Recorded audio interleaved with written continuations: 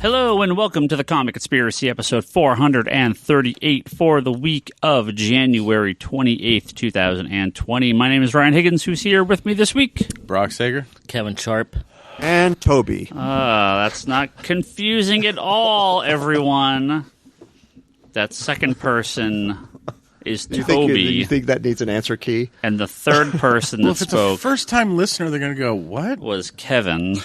Not confusing in the least bit. Hey, guys. Not ever.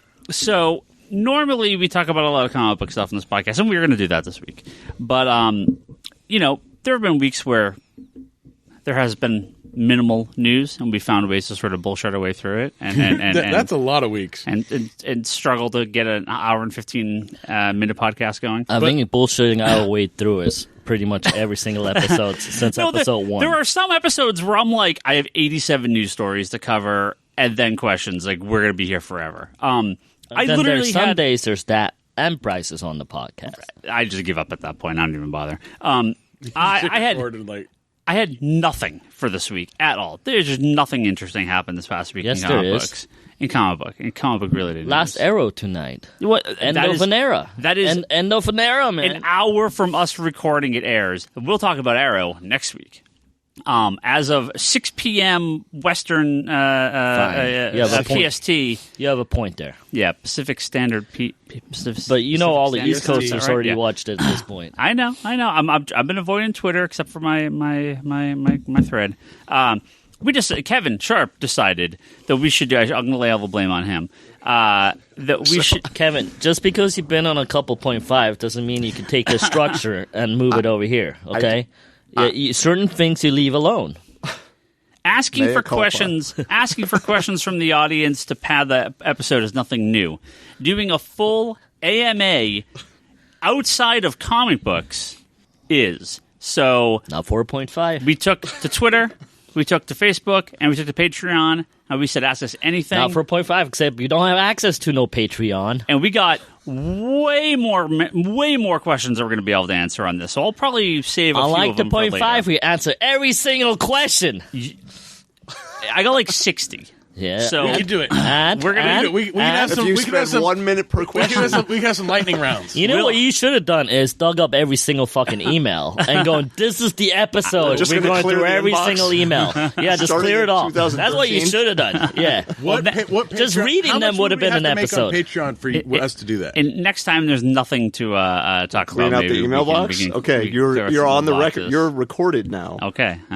Well, before we start, though, on the AMA, Toby wanted an undisclosed amount of time I want 8 minutes on Kobe Bryant. to we're just going to start not comic book related. So this is going to be way not a normal episode. Just to give you guys a heads up. We hope you keep to be listening. frank, we have a lot of listeners that are basketball fans And because they're out there. and there actually is a lot of comic book questions related. You know, our so former keep listening. former podcast mate Omar is a big Laker fan, so you know he's not feeling too well right now. Yeah, go ahead and start the 8 minutes. as long as you want. This story starts with Sunday, maybe a little before noon. I get this really odd text from Ryan Higgins, and it went something like this. I'm in the middle of recording Geekbox with Ryan Scott and Justin Haywald. You are? We On recorded Sunday afternoon? Ryan's Or out of town early, this week, like so noon? We recorded on Sunday. Oh, you just fucked up my story. But anyways, the story goes like, Kobe? Question mark, exclamation point, question mark. I'm like, and? Like, since when does Ryan talk to me about Kobe? I'm like, what else world is this, right? And seriously, like, 2 seconds later, my phone just blows up. Yeah, like, the Apple News came down, multiple friends are texting me, multiple people are talking, I have, like, group chats with people, it's all blowing out. I'm like, this can't be real. It was like a major gut punch. Like, yeah, there's four things I love in life, and it's comics, music, movies, and basketball, right? And when a guy like Kobe goes, it's crazy. I mean, this way too. Yeah, I mean, he's a guy. Look, he's the same age as us, right? I mean, he's 41. He's 1 year older, Yeah. or well, you guys are all old, but I'm 1 year younger, so therefore I'm the younger one. Kevin's got a few years on us. Don't do that. He doesn't like that. He always gives me funny looks when I make jokes like that. I didn't make a joke. Yeah. Anyways, look, no, it was look. Act offended, Kevin. it was a gut punch because friends of mine know that I have rooted for Kobe early on. I've rooted against him quite a bit, but I always really really liked him. He is just that good. In his prime, whenever the game was close, it was like it doesn't matter what team was playing. It was like you have to watch the game. And what saddens me about all of this was I was really looking forward to his post NBA career. He has this media company that he's been doing shows, cartoons, and children's books and stuff like that. I was really looking forward to what else he's going to bring out there. Right? When did he retire? 2018. 2 years ago? It's a couple years ago now, yeah. I was really, really looking forward to him to guesting on ESPN or on TV, not necessarily as a regular commentator, but coming kind of what Magic Johnson does, because the dude is a smart dude. He has this awesome show on ESPN Plus called Detail, where he breaks down players and even shows you old footage of how they improved, how they gotten better, and breaks it down for this generations of people, kids that want to play or want to learn a game to understand. So I really like all the stuff he did, and then on top of that, I was really looking forward to seeing his daughter play. Yeah. I mean, I genuinely she's 13 now. Gave her another 5 years. She's 18.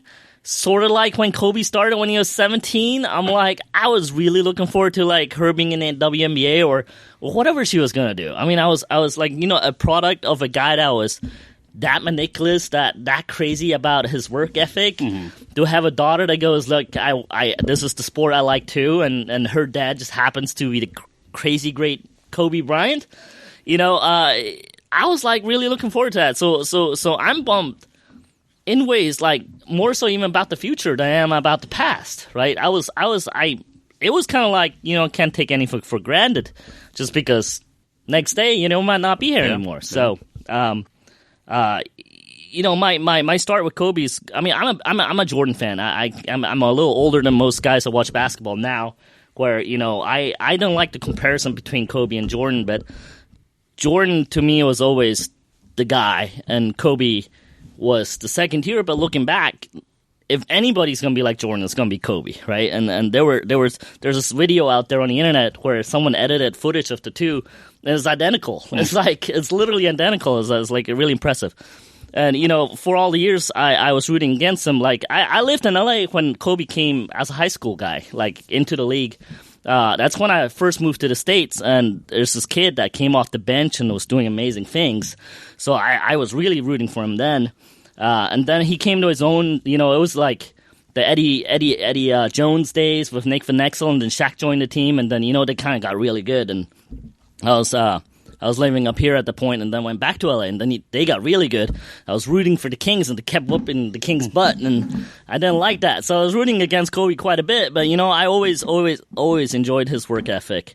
So I'm hugely bummed.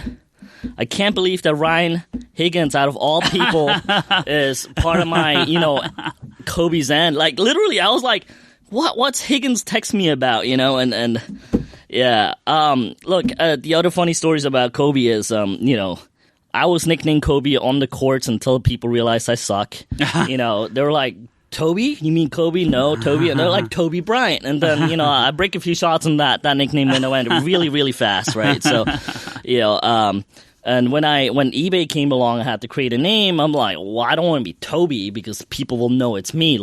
People ever look that shit up. But I was like, I'm a be Kobe. And then I didn't want to be Kobe 8 because that's Kobe's original number. I'll be Kobe 24 because 24 is my number. And this is years before he changed his number to 24. And I was like, when he did, I'm like, what are you doing? No, now I look like the ultimate Kobe fan on eBay, out of all places, right? So I was like, God damn.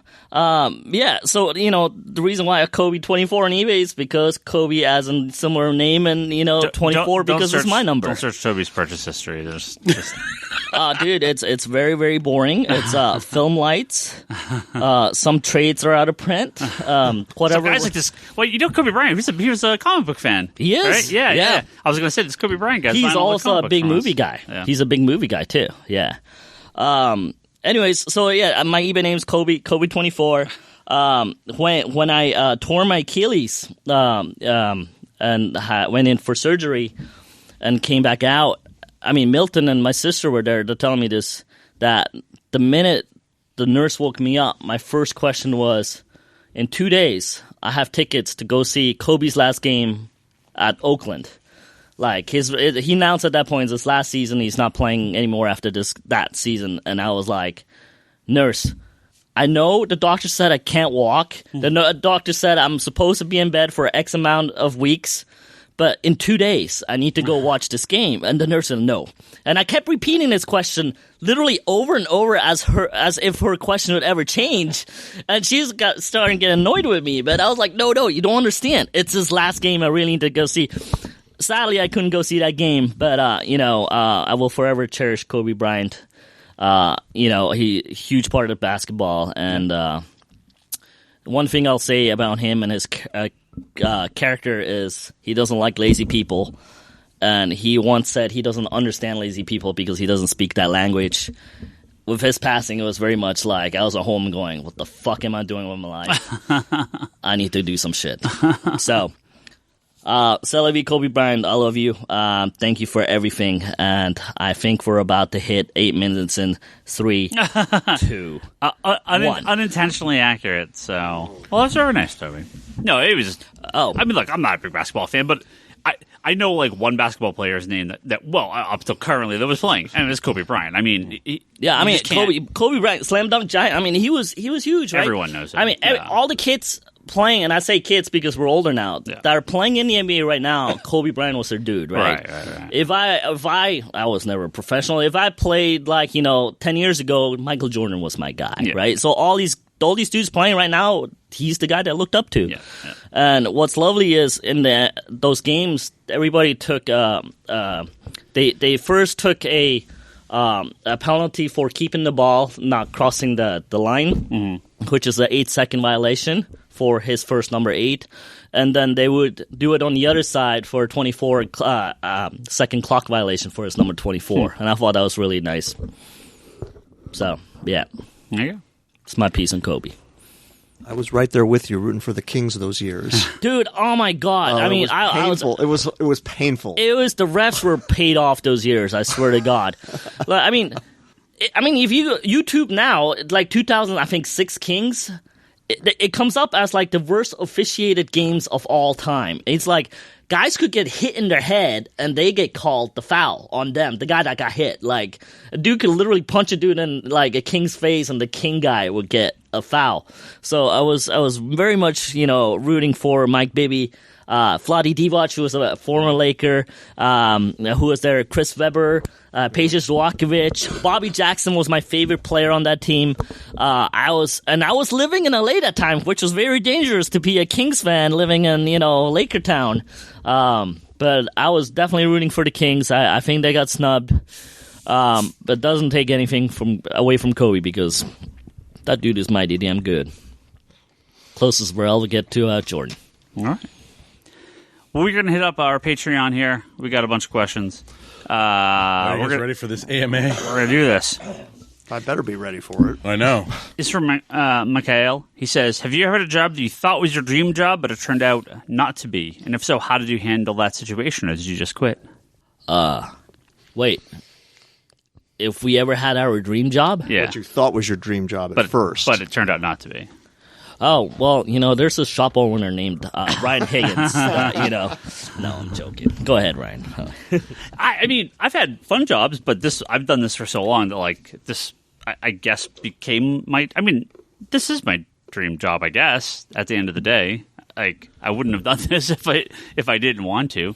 I never really had that dream job thing. I just had stuff that I wanted to do. All right. I mean, yeah. I mean, if dream job's working in a comic store or owning a comic store, I already do that. So, I mean, the only issue I have is dealing with you. But hey, I already made that joke. Get in line. Already made that joke. Gotta come up with a new one there, buddy. Sorry, it's the truth. Yeah, I don't know. We're waiting on. This is tough. I thought a writing-based job was my dream job once upon a time, but I can't really answer this because it's not a job like the kind where you fill out an application or submit a resume and you get hired somewhere. But I'll just say that the world I was exposed to, I wasn't ready for at the age that I was thrown into it. And I wish is a tough thing and regret's a tough thing because you really just got to kind of like. Well, you don't know. You have to learn. You got to turn your head and face forward. Yeah. I wish I had another shot knowing what I know now. Yeah. I'll just say it that way. Yeah. He also asks, is there a current book that brings you tons of joy each time it comes out? What's your favorite comic books right now? Well, Doomsday Clock just wrapped up. That was my answer. You okay, Tob? Dying. Do I have what's the book right now for me? Brings joy. Isn't it Green Lantern? Hilda. I do like Green Lantern. I tweeted about it over the weekend.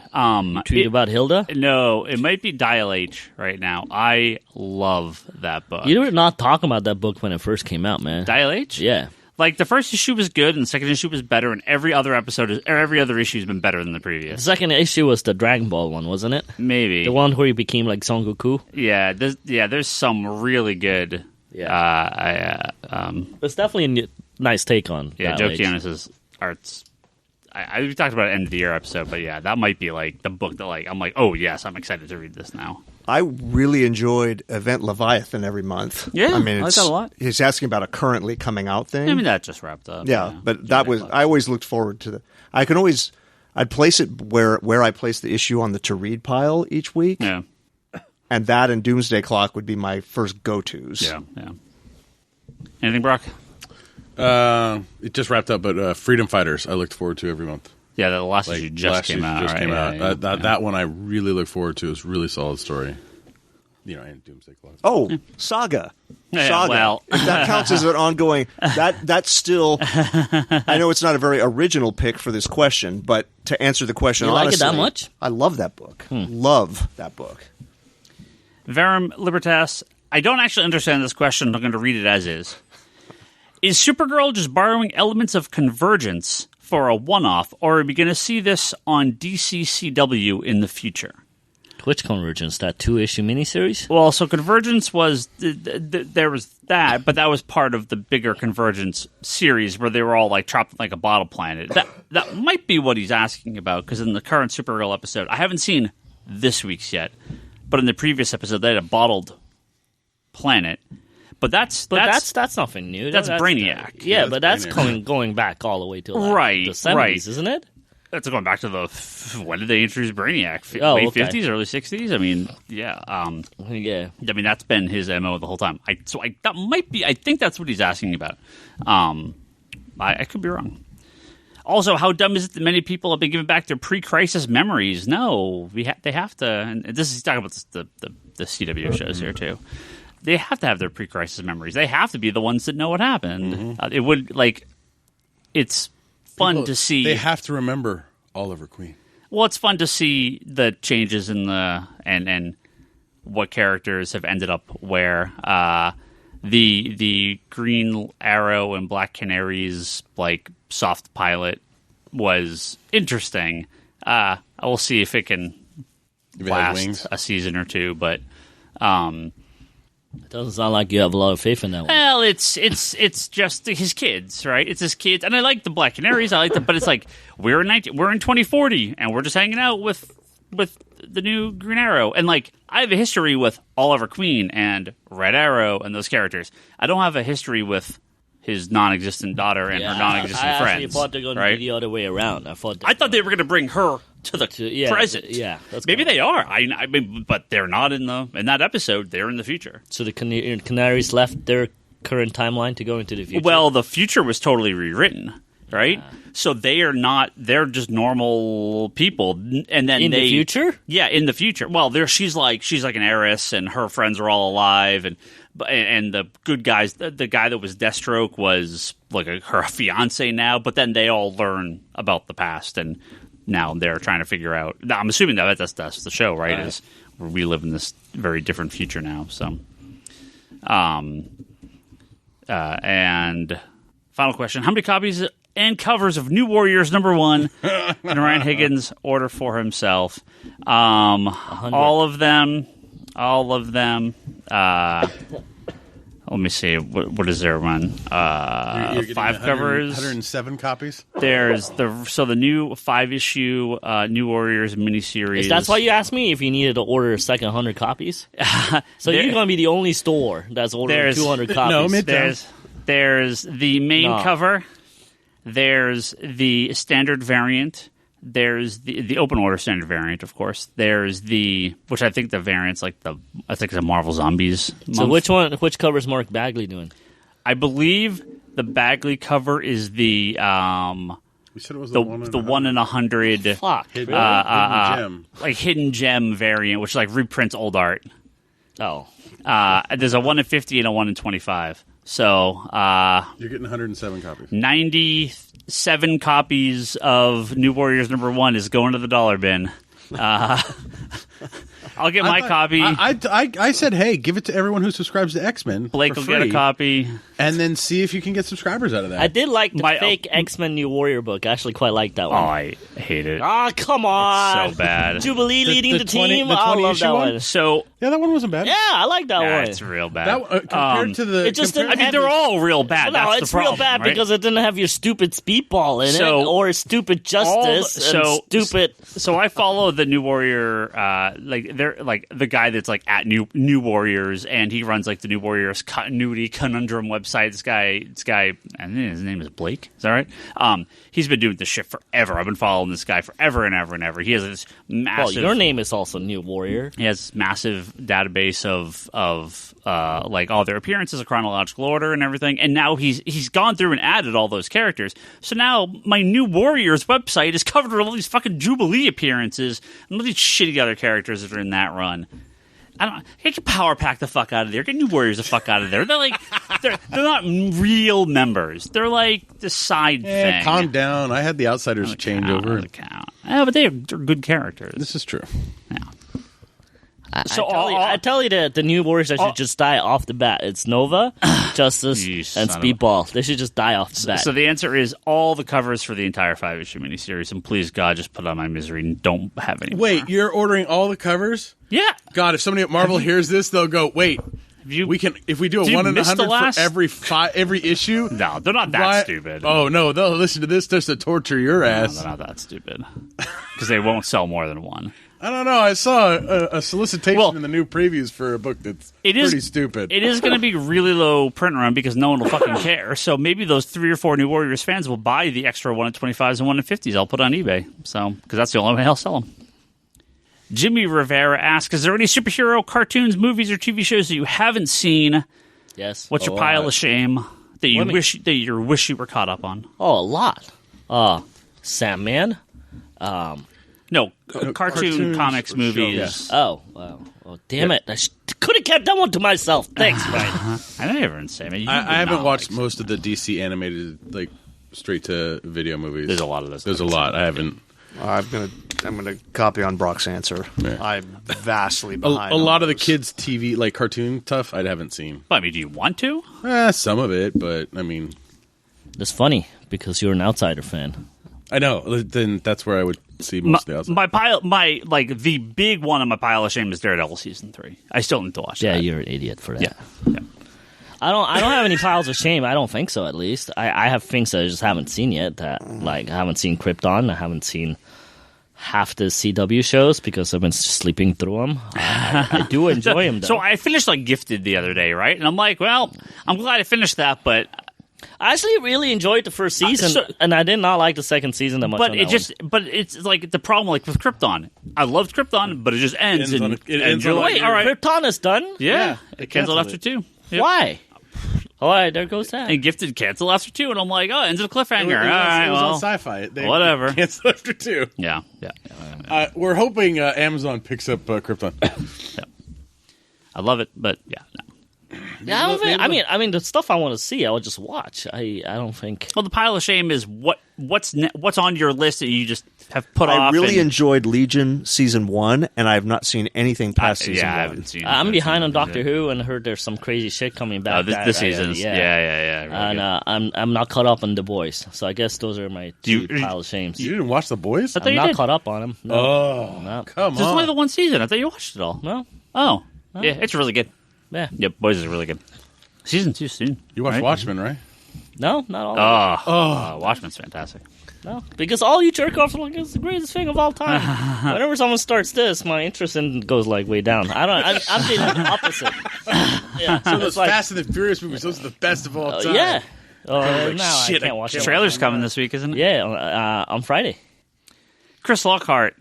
What the boys think of the first episode of Star Trek Picard, and did you check out the comic miniseries that led up to it? I did not read the comic, but Picard was fan-fucking-tastic. I'm watching it tomorrow. I'm going to Charlie's house. I'm making me a nice spot on this couch. Why don't you wait till Thursday and watch the first two? Because Charlie is a super nerd, if you didn't know it yet.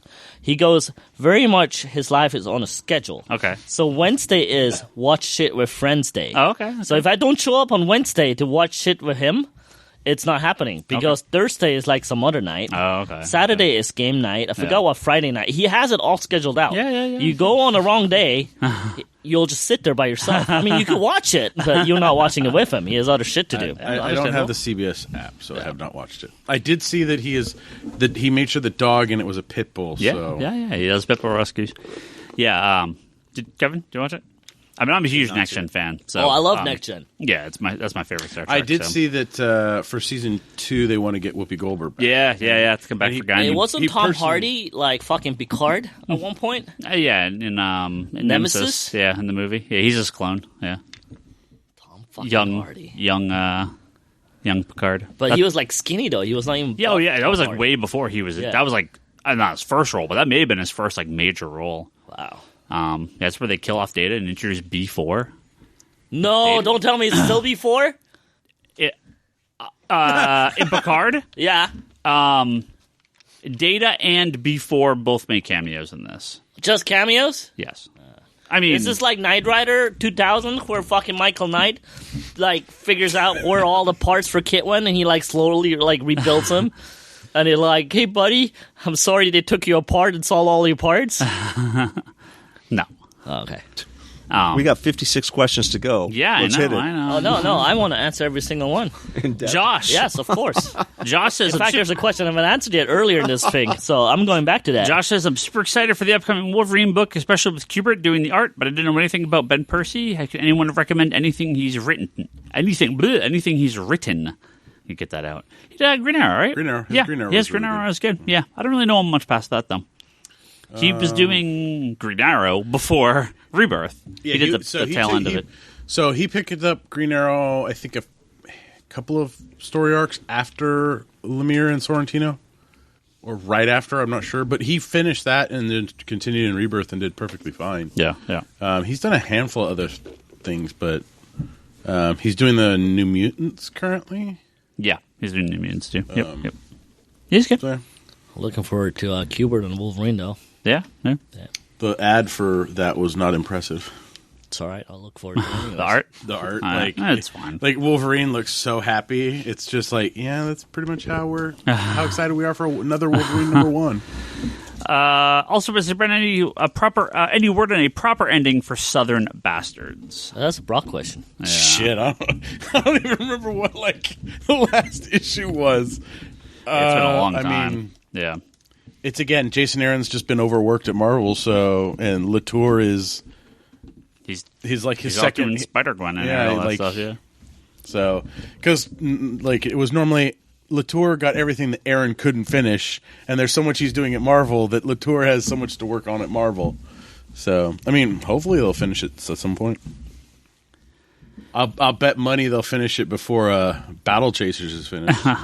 Anerbon asks, do you think bringing Bendis to DC has paid off in a long-term financial way, especially considering the added weight of Jinx World? Are Superman and Action Comics selling any more than they did before? Well, I'm assuming with Jinx World, they're looking long-term. That's, 8 new series. They can that Warner Brothers can take and do movies or TV shows with, and they're done, so they didn't cost DC anything. Those comics were basically in the can. Superman and Action are selling less than they were before because they're only shipping one a month. They're not selling more, and there's only one instead of 2 issues, so they're selling actually less. But Bendis is a draw. Bendis is the name. Well, Yvette Leviathan would not have subscriber base go up a little bit. Yeah. A little bit. Yeah. I think that's of course. what they were. Yvette Leviathan would not have sold as well if it was not Bendis, right? Young Justice would not have been quite the launch if it wasn't Bendis. I mean, the characters are popular, but Bendis is a draw. He's a name. People still like him. And again, I think, and this is honestly, this is not just me being like, oh, DC's better. I think he was super burned out at Marvel. I think he was burned out at Marvel a long time ago. Yeah. I think. And I like Bendis, but I think he was burned out a while ago. I liked him a lot at first. I had problems when New Avengers came out, but I liked him more as it went on, and I liked a lot of stuff he did. But towards the end, I really thought his stuff at Marvel was not. It was okay. The only thing at Marvel that he really was passionate about was Jessica Jones. Everything else was even Defenders. He just kind of. I like Defenders, but that book was so short. I think that was the best thing he did in the last couple of years. But he has an excitement at DC that I don't think. You may not like his books. You may not like what he did with Johnson. Well, you may not like his take on the Injustice we were for saying, Legion. Oh, it's Bendis' Marvel. It's Bendis' Marvel because he was writing everything. Yeah, he was writing a lot, but he has brought. Again, Legion. Short of Jeff Johns, no one would have launched Legion as well as Bendis did. So, the other thing with him at DC is his coattails. The people that he's brought into DC. Matt Fraction, Kelly Sue DeConnick, all the artists, all his art people. When was the last time Greg Mack did anything for DC? Right? I mean, they all come in from Jinx World and. Yeah, it's all. They don't just get him; they get his friends. And I don't think you'd have Greg Rucka writing that Lois Lane. That I was going to say. What are the odds of Rucka and Brubaker and those guys coming back if Bendis isn't there? Probably 0, right? Paid off. So, but that Lois Lane book is good. Lois is fantastic.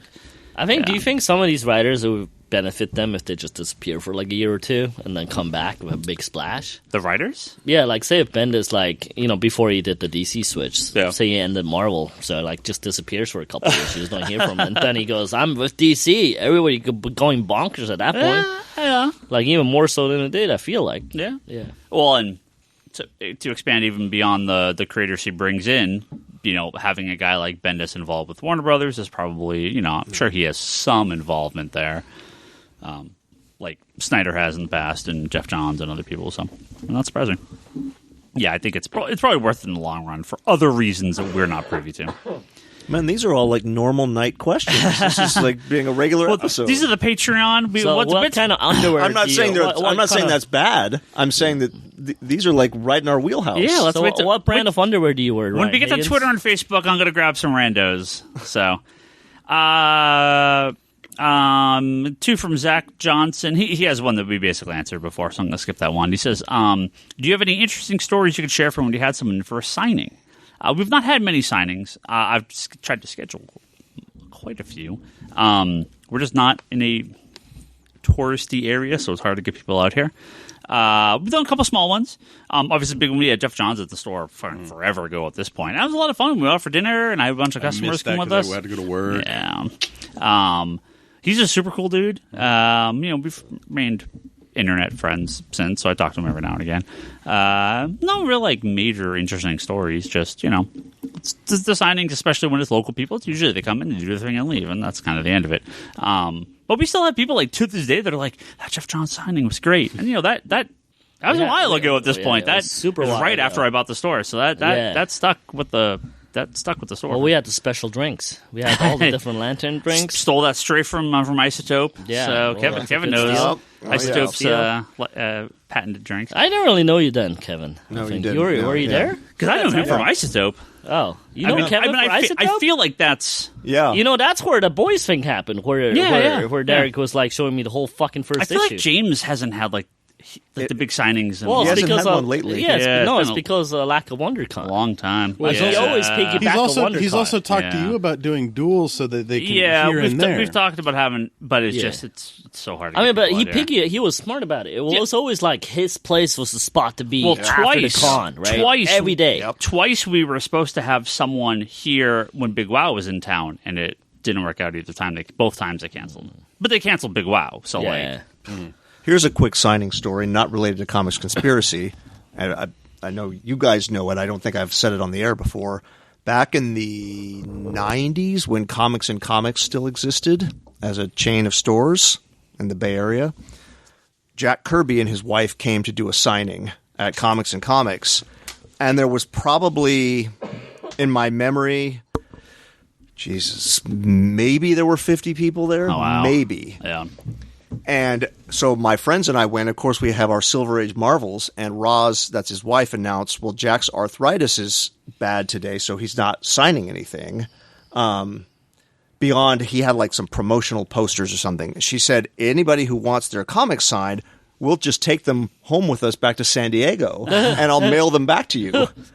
And my friends were like, oh, hell no, because they brought like the first Journey into Mystery, like Wow. 83, like the big books. Yeah. And I'm looking at my comics. I think I had maybe four Silver Age Marvels. I'm like, you know, what the hell?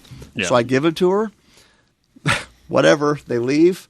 And maybe 2 weeks later, a FedEx envelope comes from Roz Kirby, and these books are packed in there with cardboard, wrapped up and everything, and all were signed by Jack. Nice. That's awesome. Yeah, and then my friends were like, God, what? Then I was like, Did you include that DC book? no, I didn't have it then. Ah, okay. Well, as many know, before I joined the Higgins here at this store, I worked at a different shop in the mall for a good 10 years. Yeah. And one of the first things... Were you here when Darth Vader, when Chris... You just blew my fucking story. But you weren't working there. Thanks. You were not working there. Yes, I was. No. Yes, I was. That was a law. That was one of my That was first gigs. before- a long time ago in another Yeah. comic store. That was before I was Semi even far away. Okay, everybody, No, that was forget you heard before that I was even punchline. working here, like officially. So I worked longer in the industry than you have. Because I never walked away. What year was that? A long I time didn't ago. walk away. I mean, you wouldn't even been 18. You would have been like No, 15 I was or like something like that. 16, Yeah. 15. Yeah, absolutely. Okay. Yeah. Well, it was right after I got hired. Not too much longer. Not too many months after that. We had David Prowse and Kenny Baker and Jeremy Bullock, Boba Fett At Legends? at Legends. Okay. Yeah, and one of my first gigs was to stand right next to them while they were doing the signing to clip everybody's ticket. That was. I mean, I can't unforget that. That was Yeah. literally my gig. Is Yeah. check the line. They have to give me their ticket. Now- They had like it was like a weird ticket they did. There were the top part is the what's it called, authenticity. Authenticity. The letter of like it's real. The certificate. Yeah, and then the bottom piece is the ticket. So literally, they had to like rip off the bottom piece, give it to me, and the top piece they keep. Now, everyone has to remember, this was like 1996. Nobody gave a fuck about Star Wars. Oh in yeah. 1996. This is before episode 1. That is It was- maybe it was right around the before. Kirby time, too. Oh, is it? Neither of those things were popular. If in the they did that mid-90s. now, we'd have 1,000 people at the we were door. in the mall. The table was outside the store, like, Yeah. and we had a line of maybe 50 people. Yeah. Like David Prowse is just chilling, hanging Yeah. out, and they're like telling us the stories. Could you of- imagine if they did that today? Oh, the dude, line. I mean, Yeah. they would shut down El Camino, Yeah. right? But that was one of my first gigs at Legends. It Yeah. was checking the tickets. I was hanging out with basically, it was one day of David Prowse, and the other day was Kenny. Because And, we had them. And Both- again, we had probably about 100 people rolled through. Like Sure, maybe it was 100. The course of I mean, whole, yeah. through the course of an entire day. Dude, I 80 should dig people or up the something. pictures, man. I look Yeah. like a completely different I person. think Ryan back then. Scott still has his signed Boba Fett helmet. Oh, really? Yeah, I have to sign Darth Vader. We have a picture of him Yeah, over there. yeah, that was from that same time. Yeah. that was from that same time. So Yeah, I think David Prowse only did I think he only did Legends and maybe one other, because he didn't do. He didn't do it. He came a different day too. Yeah. So there's one day it was Kenny and his wife. His wife is also a smaller person. Yeah. And then Jeremy, and then a separate day we had David Prowse. So Yeah. that was a interesting thing. Yeah. Early on in my comic bookstore career, if you can call it a career. Here's a great one from Zach. Has there ever been a time where you thought about stopping the podcast? Oh, every time me and Bryce are on. Every Tuesday. Every day. Every Monday. Every week. Every week I'm like, this shit again. Ryan actually doesn't like doing this shit. No, it's hilarious. Come on, I'm so tired. And the reason why I love doing is to see him in pain. Like it's fun for you. It's work for me. I love seeing you in pain. So legitimately, Do you wonder why I tried to drag like the outro on for so long? It's because I know you want to go home. I know you want to go home. Legitimately for the comic podcast, no, I don't think we ever. I never could seriously consider stopping the podcast. Geekbox, I think we really only considered it when Ryan was going to have to move because he thought he was going to be able to come up here more regularly and he couldn't. And I know there was maybe like a minute or two and we're like, we can just do this online. Yeah. Like, look, I'm very upfront about the state of the podcasts and our community and people that listen to friends. Like, I love the community. we are what we are, right? I mean, like, we're perfectly happy with it. So we're not trying to be some massive growing podcast network doing all this weird stuff. It is what it is, and we're very happy with it. And so I think now we're just like, coasting is not. I don't mean that in a negative phrase. Well, I just mean it like our baby's 8 years old. Yeah, I mean it just like this is what we Going want to do. on 9. Yeah, we just want to. Well, Geekbox is 11, so yeah, we're almost 9. I'm still mad at you for When are you not? Originally, he talked about this podcast like he would include me. He goes, yeah, it's all of us. And then when it came to actually record, I'm like, yeah, so I'm on, yeah. And then like, no, it's just me and Brock. Well, me and Brock did like I was a test. Like, fuck you, Ryan Higgins. Even if you want me on, I will not be on anymore. You were on like episode like 16 or something. Yeah, because I was mad at you for about 10 of those episodes because you wouldn't have me on from the beginning. I don't remember any of this. I don't remember why. Of course you don't. I'm sure I said classic Higgins. Everyone can be on it. I even asked you, and you were like, "No, it's just gonna be me on Brock." I'm like, motherfucker. I don't remember this at all. Yeah, of course not. I remember we actually had a... It was such a thing that I remember it after all these years, right? We have a negative episode. We recorded one. We recorded one and it just didn't... It didn't record properly. Yeah. It's not a negative. It's episode 0. Yeah. Okay. Yeah. So we had a 0 episode. I don't have that. I don't even have it. It's like it's... Yeah. It's long ago. And then I think... You had talked to Toby right before that, and then we did the 0 one. You're like, "Oh man, that sucked. We got to figure out what happened." And you were in the process of figuring out when we went to the next one. Yeah. And then Toby's like, "So what are you doing?" And you're like, "Well, I'm just testing this out. I'm getting it. Like, we're figuring it out." And he's like, "Oh, okay." And then we started to get in a groove, and then and I think just Toby thought it was. You were like, "Yeah, Brock and I recorded. We're doing."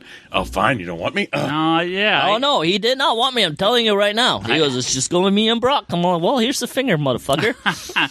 Yeah. And then when you were like, "You could be on," I'm like, "No, here's the finger. Still, I'm still mad. I'm not gonna be on." Yeah, I don't remember this at all. Of course not. From David, he says, "What drives you all to buy books starring your favorite characters when you know when you won't actually like the book?" Why will Ryan buy the upcoming New Warriors book if he's already decided? Not only suck? one copy, he's buying 107. Is that the number we came up with? Oh, it'd be 107. Because you have to get 100 copies to qualify for the 100. No, I like how Ryan. So you get 4. It's 100 copies. You get 4. 25, 2, and then 1. And then one of the open order variant covers for myself, so 108. You're not getting any open orders? Not unless someone asks for it. Well, no, open order you can combine, so only get 99 and then 1. Oh, that's true. Okay. Why'd you tell him? Why'd you tell him? Like, that's right. Okay. God, jeez. This came to mind because of the hullabaloo over Flash Forward. Wally West is one of my favorite characters, but years of neglect and misuse by DC, coupled with the creativity I don't like, made it a hard pass for me. Oh, dude, I think you're regretting this one. See, you were spoiling my shit all episode. I'm going to spoil it for you right now. Oh, fuck it, I'm still going to spoil it. I don't know when we could talk about Flash Forward 6. I did send out a tweet yesterday about it. A big thing happens in Flash Forward 6.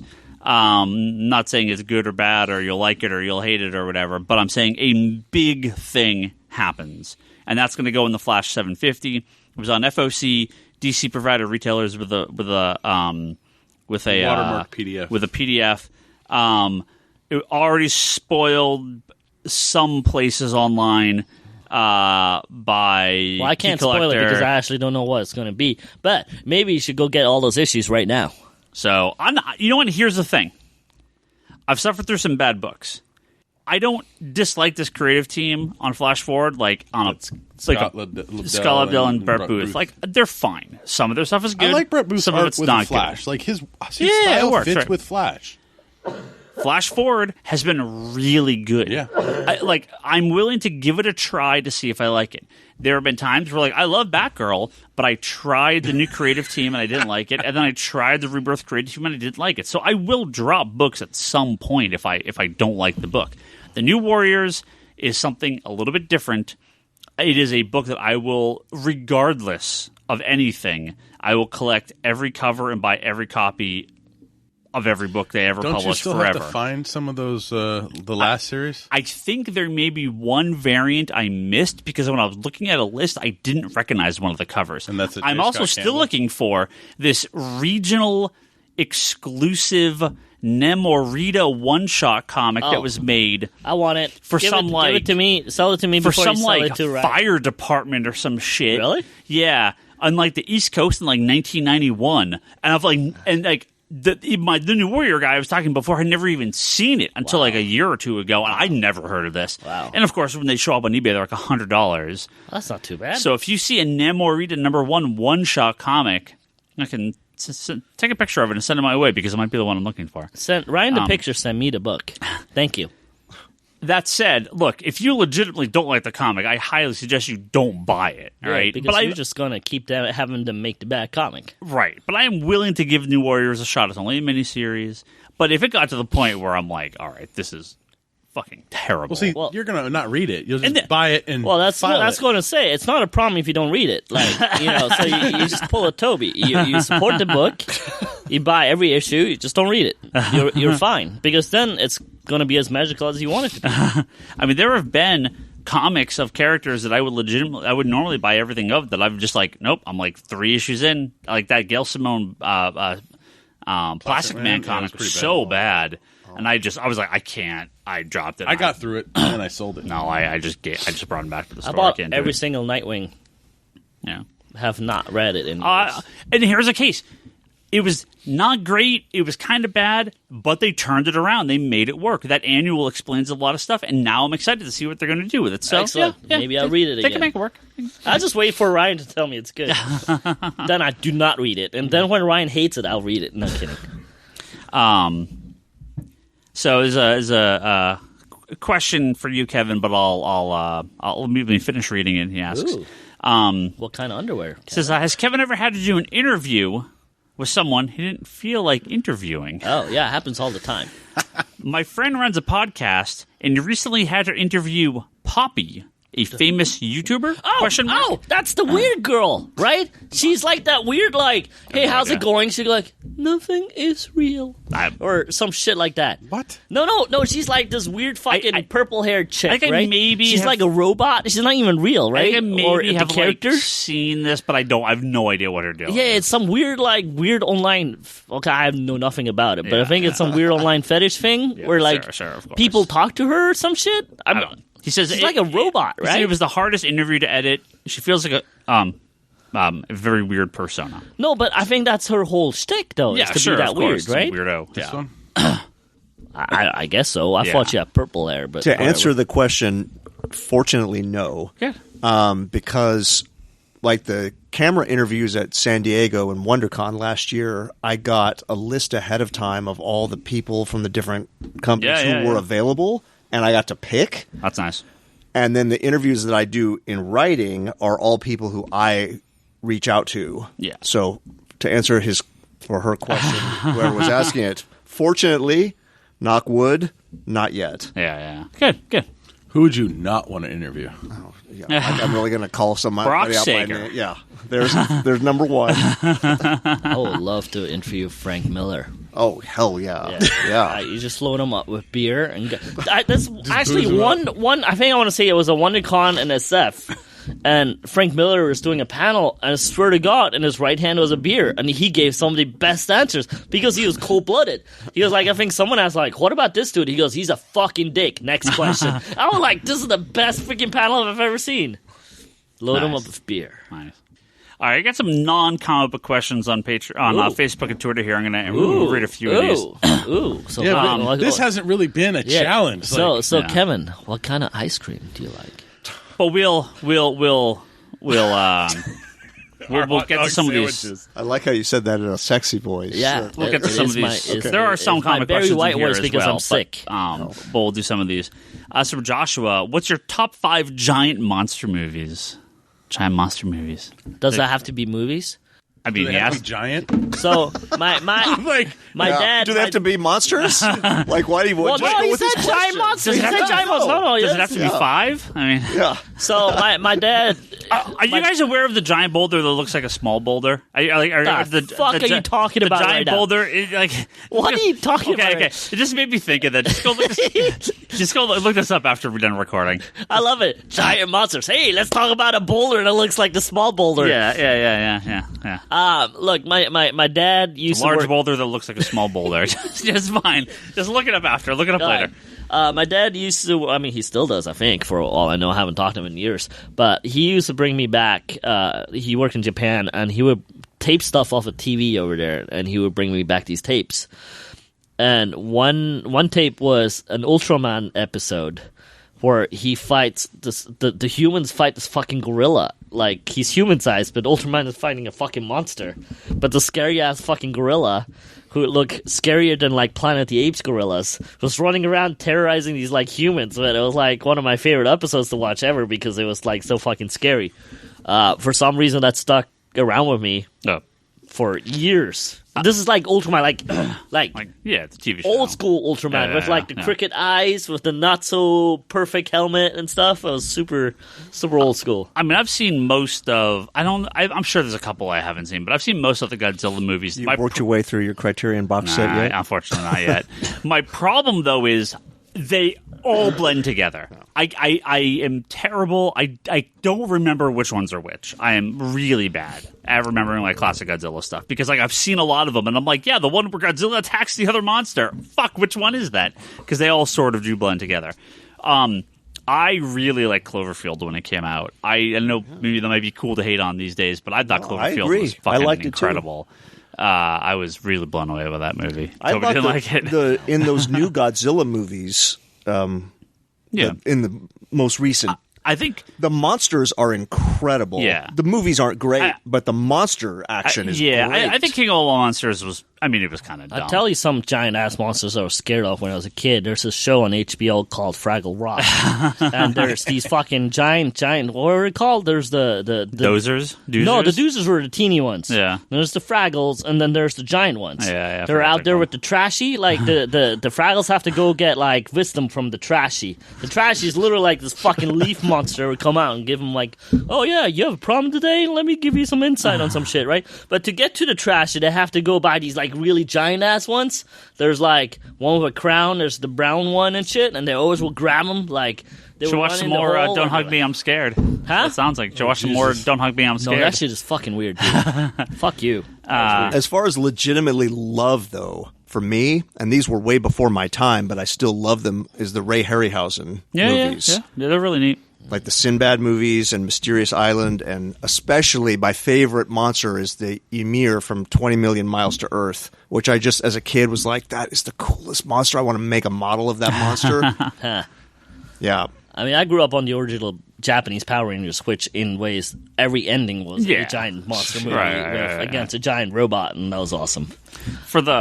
I legitimately like the new Godzilla and the new King Kong movie. Skull Island, I thought was really good. I do actually like those movies. Again, I thought King of All Monsters was kind of dumb, but I liked it. So I like Pacific Rim. You know what? I think Pacific Rim is way overrated.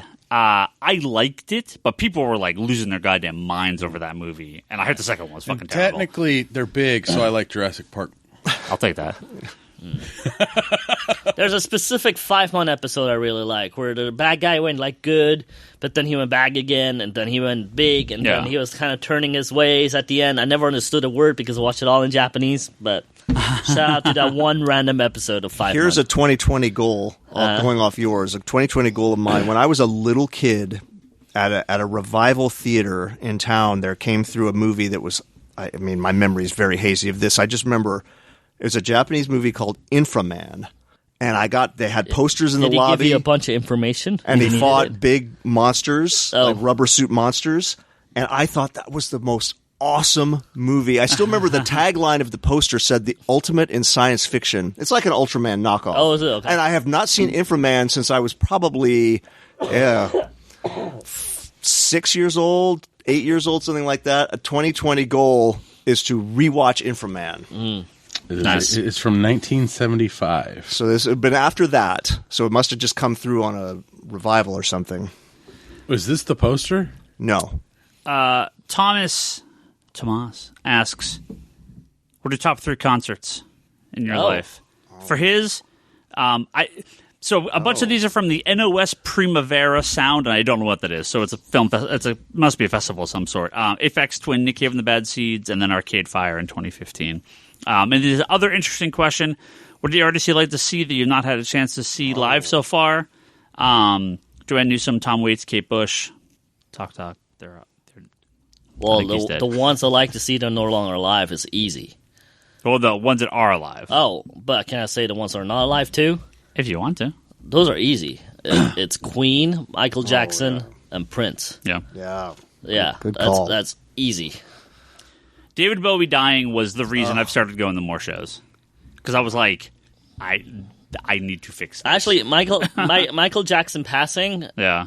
made me go to Switzerland to go see Roxette. Oh, really? And I'm really glad I did. Nice. Especially since Marie passed Yeah, then away she died. last Yeah, year. right so away. I'm really Yeah, glad yeah. I did Yeah, that. But yeah. because of Michael Jackson going, away, I was like, well, fuck, I should go see my musical acts while I can. Yeah, yeah. And, Linkin Park, don't make fun of me, but it's one of my all-time favorite bands. It's fine. And Chester, took his live during a Comic-Con, and I was like, that was kind of nuts. And so I'm glad I got to see as many Linkin Park, concerts as I could. But my top concerts, dude, that's tough, man. There's been so many. You know what? I know this band gets a lot of hate, but I'm going to say this is one of Nickelback? the best concert experiences I've ever been to was U2. I mean, as a concert, no, people- they're professionals. Yeah. that was an Yeah, they're incredible professionals. show. Everything I've ever heard about you two is they put on like one of the best live shows of all yeah, time. it was Yeah. amazing. I have to say, he's a Trump supporter, so I don't follow him much anymore. But the first Kid Rock concert I went to was a blast. Because first of all, he made sure the entrance fee was super low, super cheap. It was like $20 to get in.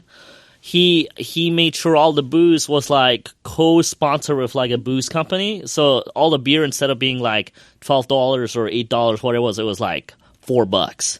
So everybody got plastered and everybody had like a great old time. That was like an awesome show. I will say one of my most memorable concerts is Jane's Addiction was supposed to play at one of the Christmas shows here, and they canceled the very last minute. And Green Day, because they're local to here, came and replaced them, and I loved that. Yeah. And it's like, yeah. Foo Fighters was one of my favorite concerts I've ever seen because they played for like 5 hours till they couldn't sing anymore. And I will also say there was this. I mean, I'm really into underground hip hop and into a lot of local people. There was a show in San Francisco. It was Lyrics Born, Latif the True Speaker. But what made that show special was all the opening acts I've never heard of. It was like Shotgun Wedding Quintet was one of the openers, and they were like this jazzy, hip-hoppy, weird band. But like, you look them up, you're like, this doesn't make any sense. And when you were listening to them, like, this is really, really good stuff. Which got followed up by The Reminders, which I love to this day. Like, I was floored. Like, every single band that opened, I'm like a huge follower at this point. And then they all came back to did a cipher at the end, where all the opening acts, and not all of them were hip hop. There's some R&B stuff in there, and like I said, some jazzy stuff. But at the end, they usually do this freestyle thing where they all come up, and all the acts would come out. Literally, there was like 8 people on stage, and they were all doing their parts. freestyling, and I was floored by that. You know, even the R&B singers started like rapping, and I was like, that, I mean, it came out of nowhere. It was one of the most insane concerts I've seen. Inspired by your answer about Bowie. Yeah. After Bowie's death, Gary Oldman put on a concert. They were apparently close friends. He did one in L.A. and one in San Francisco, where it was just all the musicians he could gather to do a Bowie tribute concert. Yeah. Oh yeah. And so Gary Oldman came out and sung the first song, like the things you never thought you'd see. I mean, I had to go to this, and it was like a 3.5 hour concert, I want to say, and every song was performed by a completely different band or singer who I'd never heard of. And then at the very end, the entire stage was full, singing Young Americans as the closing song. It was fantastic. That's very cool. Brock? Korn Issues Tour. I saw them at the Oakland Arena, and that was really fun. Long time ago, Seven Mary 3 was playing with Black Lab at the Edge. Black Lab. Yeah. That one I really enjoyed. And then I'm not sure the year, but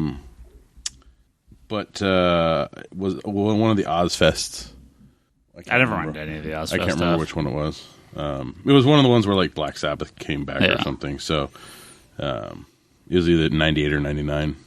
But yeah, that was it for me. I don't really go to too many concerts. Just live music's not ever been necessarily something I really enjoy. Yeah. So Wait, you don't enjoy live music? not a big fan. Really?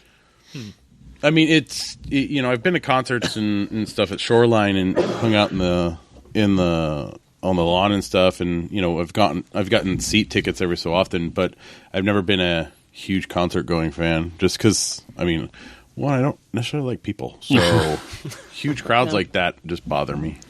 I mean, I like smaller venues versus larger. I'm starting to go to more shows after not. I mean, I always at the concerts, but I didn't. I went to a bunch when I was like, well, we're doing high school our 20s. one in July. Yeah. I can't wait. You gonna bring out your eyeliner? I think I need some leather pants and some glitter. Yeah. Around big, the crotch, big giant hair. Yeah. Looking forward to that Motley one. Crue, hell yeah. Yeah. Actually, for me, it's Def Leppard. It's one of the bands I listened to as a kid. Yeah. So yeah. But I've talked about these guys. There's a band called Bauhaus. They're a post-punk. The 70s, early 80s. They broke up and they reformed. That's where you had the special thing where you got to sit with them. I did like the meet and greet on their recent tour. Yeah, that was really cool. But they broke up in '83. I mean, much when I was just a kid. You were 3-4 years old. Yeah, when they came back in '97, '98, they played at Fillmore up in Warfield up in San Francisco. And we went up about good 12, 14 hours before the show started to get in line. And we were not the first people in line either, by the way. I have a drumstick from that night too. One of my friends got it and he gave it to me after a little while later. That will always go down as one of my favorite concert memories of all time, just because it was like these guys came back after a lot of my concert 16 years, right, and reformed for a show, and obviously. Yeah, a lot of my concert things happened as an adult because my mom didn't know where these things are, wouldn't take me, so I had to go figure that shit out later in life. Yeah. Question from Sean's just for me. What racing class do you man in World of Warcraft? Oh man, Night Elf. So I read that question. Night Elf Hunter. Right? I was like, what the fuck is he asking about? There was no Warcraft reference though. This is WoW question. Yeah. What racing class do you mean on your server? I read that as wow. Question. No. Like wow. World of Warcraft. Wow question. Wow. Night Elf Hunter on Oldham. There you go. I used to be Horde. A fucking elf? I used to be Horde, but used to be Horde Blood Elf, but my friends were. I think you're a fairy. Other friends were Alliance, so I went. I changed and haven't got back since. So sorry, guys. Sorry, Horde. This is from Eric. Oh, shit. Just what the hell does Toby do for a living that makes him so tired that he naps on the floor during episodes? Is that really a question? That's a really question from our good friend Eric. Eric, long-time Geekbox. I can't answer. Long-time podcast listener, long-time friend who moved a number of years back. Well, if he ever comes to the shop, I'll answer it then. But no, I have a day job, and sometimes we work 12 to 16 hours.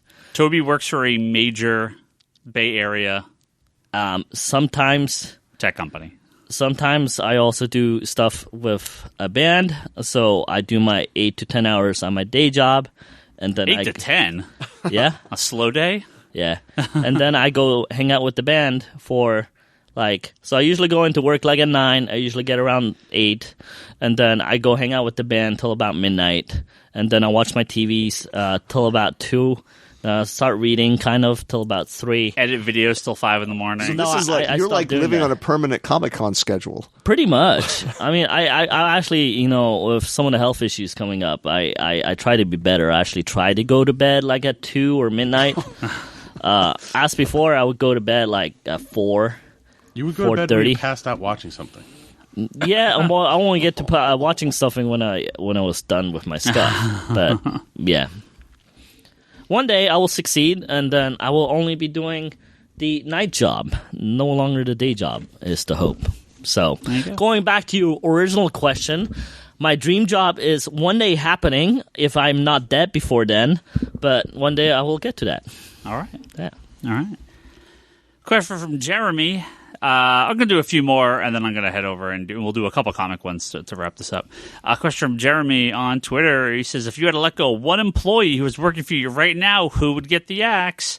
Oh, that's easy. It's an easy answer, and that answer is Charlie. Not because I dislike Charlie, it's because Charlie works one day a month. So it's a very easy answer, fortunately. I thought you were going to say me, but then I was like, I you don't really work for me anymore. Hey, man, the occasional random fucking Sunday, I'm still here, man. You just don't call me up anymore. That's not my problem. I think that's a Ryan problem. Oh, I love Charlie. He has kids and a wife and a full-time plus Charlie job. woke up one day and realized, wait a minute, I should work less hours here, spend more time with my kids. Yeah. I forgot gym. I didn't put gym time into my schedule. So usually before work, there's gym time. Yeah, so... Let's see. And basketball at lunch. So gym before work, basketball, work, maybe some dinner, band, or podcast, or basketball at night. You're out of your mind. Tim from Tim's Corner Comics asked, will any of you be attending C2E2 this year? No, I really would like to go to C2E2 Almost. one of these days. I almost did. Really? Almost did. Problem is, I have to go away after the Birds of Prey episode, and when I come back, it's literally that weekend. And I was looking into figuring out if I can make it work because I did what's it called? New York Comic Con with my sister. Yeah. After all these years, my sister's all into it now. Oh, really? Like all my life, she never wanted anything to do with Comic Cons. New York Comic Con, she decided to do this one con with me, and she goes, I really dug it. I want to do more. And so she was looking into C2E2, and Cool. can you make it? Cool. And I was like, in all the years you see me go to cons, why? What's the change? Why would you want to go now? She goes, well, I always thought that's just where you go and buy a whole bunch of shit and you bring it home. Yes. Yeah, but I told her that's just one teeny part of it. She didn't realize that there was the panels. She didn't realize about all the creators I know or are friends with, and all the people that are there, or all the art you can look at, and There's all that too. Yeah, so she always thought it's just a place I go to, and I come back with a whole lot of shit, which she always fuck that, I'm not doing that. And then, when she figured out there's a lot more to this con thing, she's like, oh, I'm down. So she wanted to do C2E2. I'm just not quite back at that time to make it all work. But maybe, just maybe, the ECCC, Cool. the ECCC con might That'll be on the my books. first for the year. Yeah. Cool. From Wes, he says, what's a typical or favorite setting for you to read your comics? Bedtime? On the toilet? While I do both, I especially enjoy quality me time when I can read an issue or two while getting lunch or dinner solo with no family distraction. Well, the dinner is hard because you can't get no shit on your books, man. So you gotta be careful. Because every time I did it, I would somehow fuck up my book in some way, and then I have to rebuy it from Ryan. I don't know. I think, alone. It doesn't matter where, but alone. It could be in the car. It could be in the corner here in the shop. Just it could be in the bathroom. Just, Well, I don't do that, man. I sleep when I drive, not read comics. All right, let's get that clear. After my kids go to bed, or if I'm at work taking a break and I'm on a walk. I also don't like to listen to shit when I read. It's I want to immerse myself into the damn book. I have this should surprise no one, a very specific place and what I read in different times and places. So Sandman in a really dark corner with one little teeny light. So what I'm at, Superman outside in the yard. Marvel books in the store when I don't give a shit. I used to be able to read a lot more in the store. That is just not possible the last handful of years. Well, I never understood you and Charlie for some reason would read while you're at the counter. I never understood that. Yeah, I mean, because when I had nothing to do, I now never have nothing to do. Yeah. I do. I remember when you were worried about loading a video card on the computer that would play WoW. That was just to grind that mount. I It's know. fine. The only book I do read in the store is Knights of the Dinner Table, because that's Charlie's copy, and I read his copy. You have to read it before he buys it? Yeah. So that's Charlie's copy, so I read that, and it doesn't matter. So I save up a few issues and read them all at once. It's literally the only book I read in the store. I mean, I like Doomsday Clock. I read it when I'm unpacking the boxes or stuff like that, right? Okay. Thursday mornings and Sunday mornings, my days off, I get a nice big bowl of cereal or big oatmeal or some food. Big couple giant cups of coffee.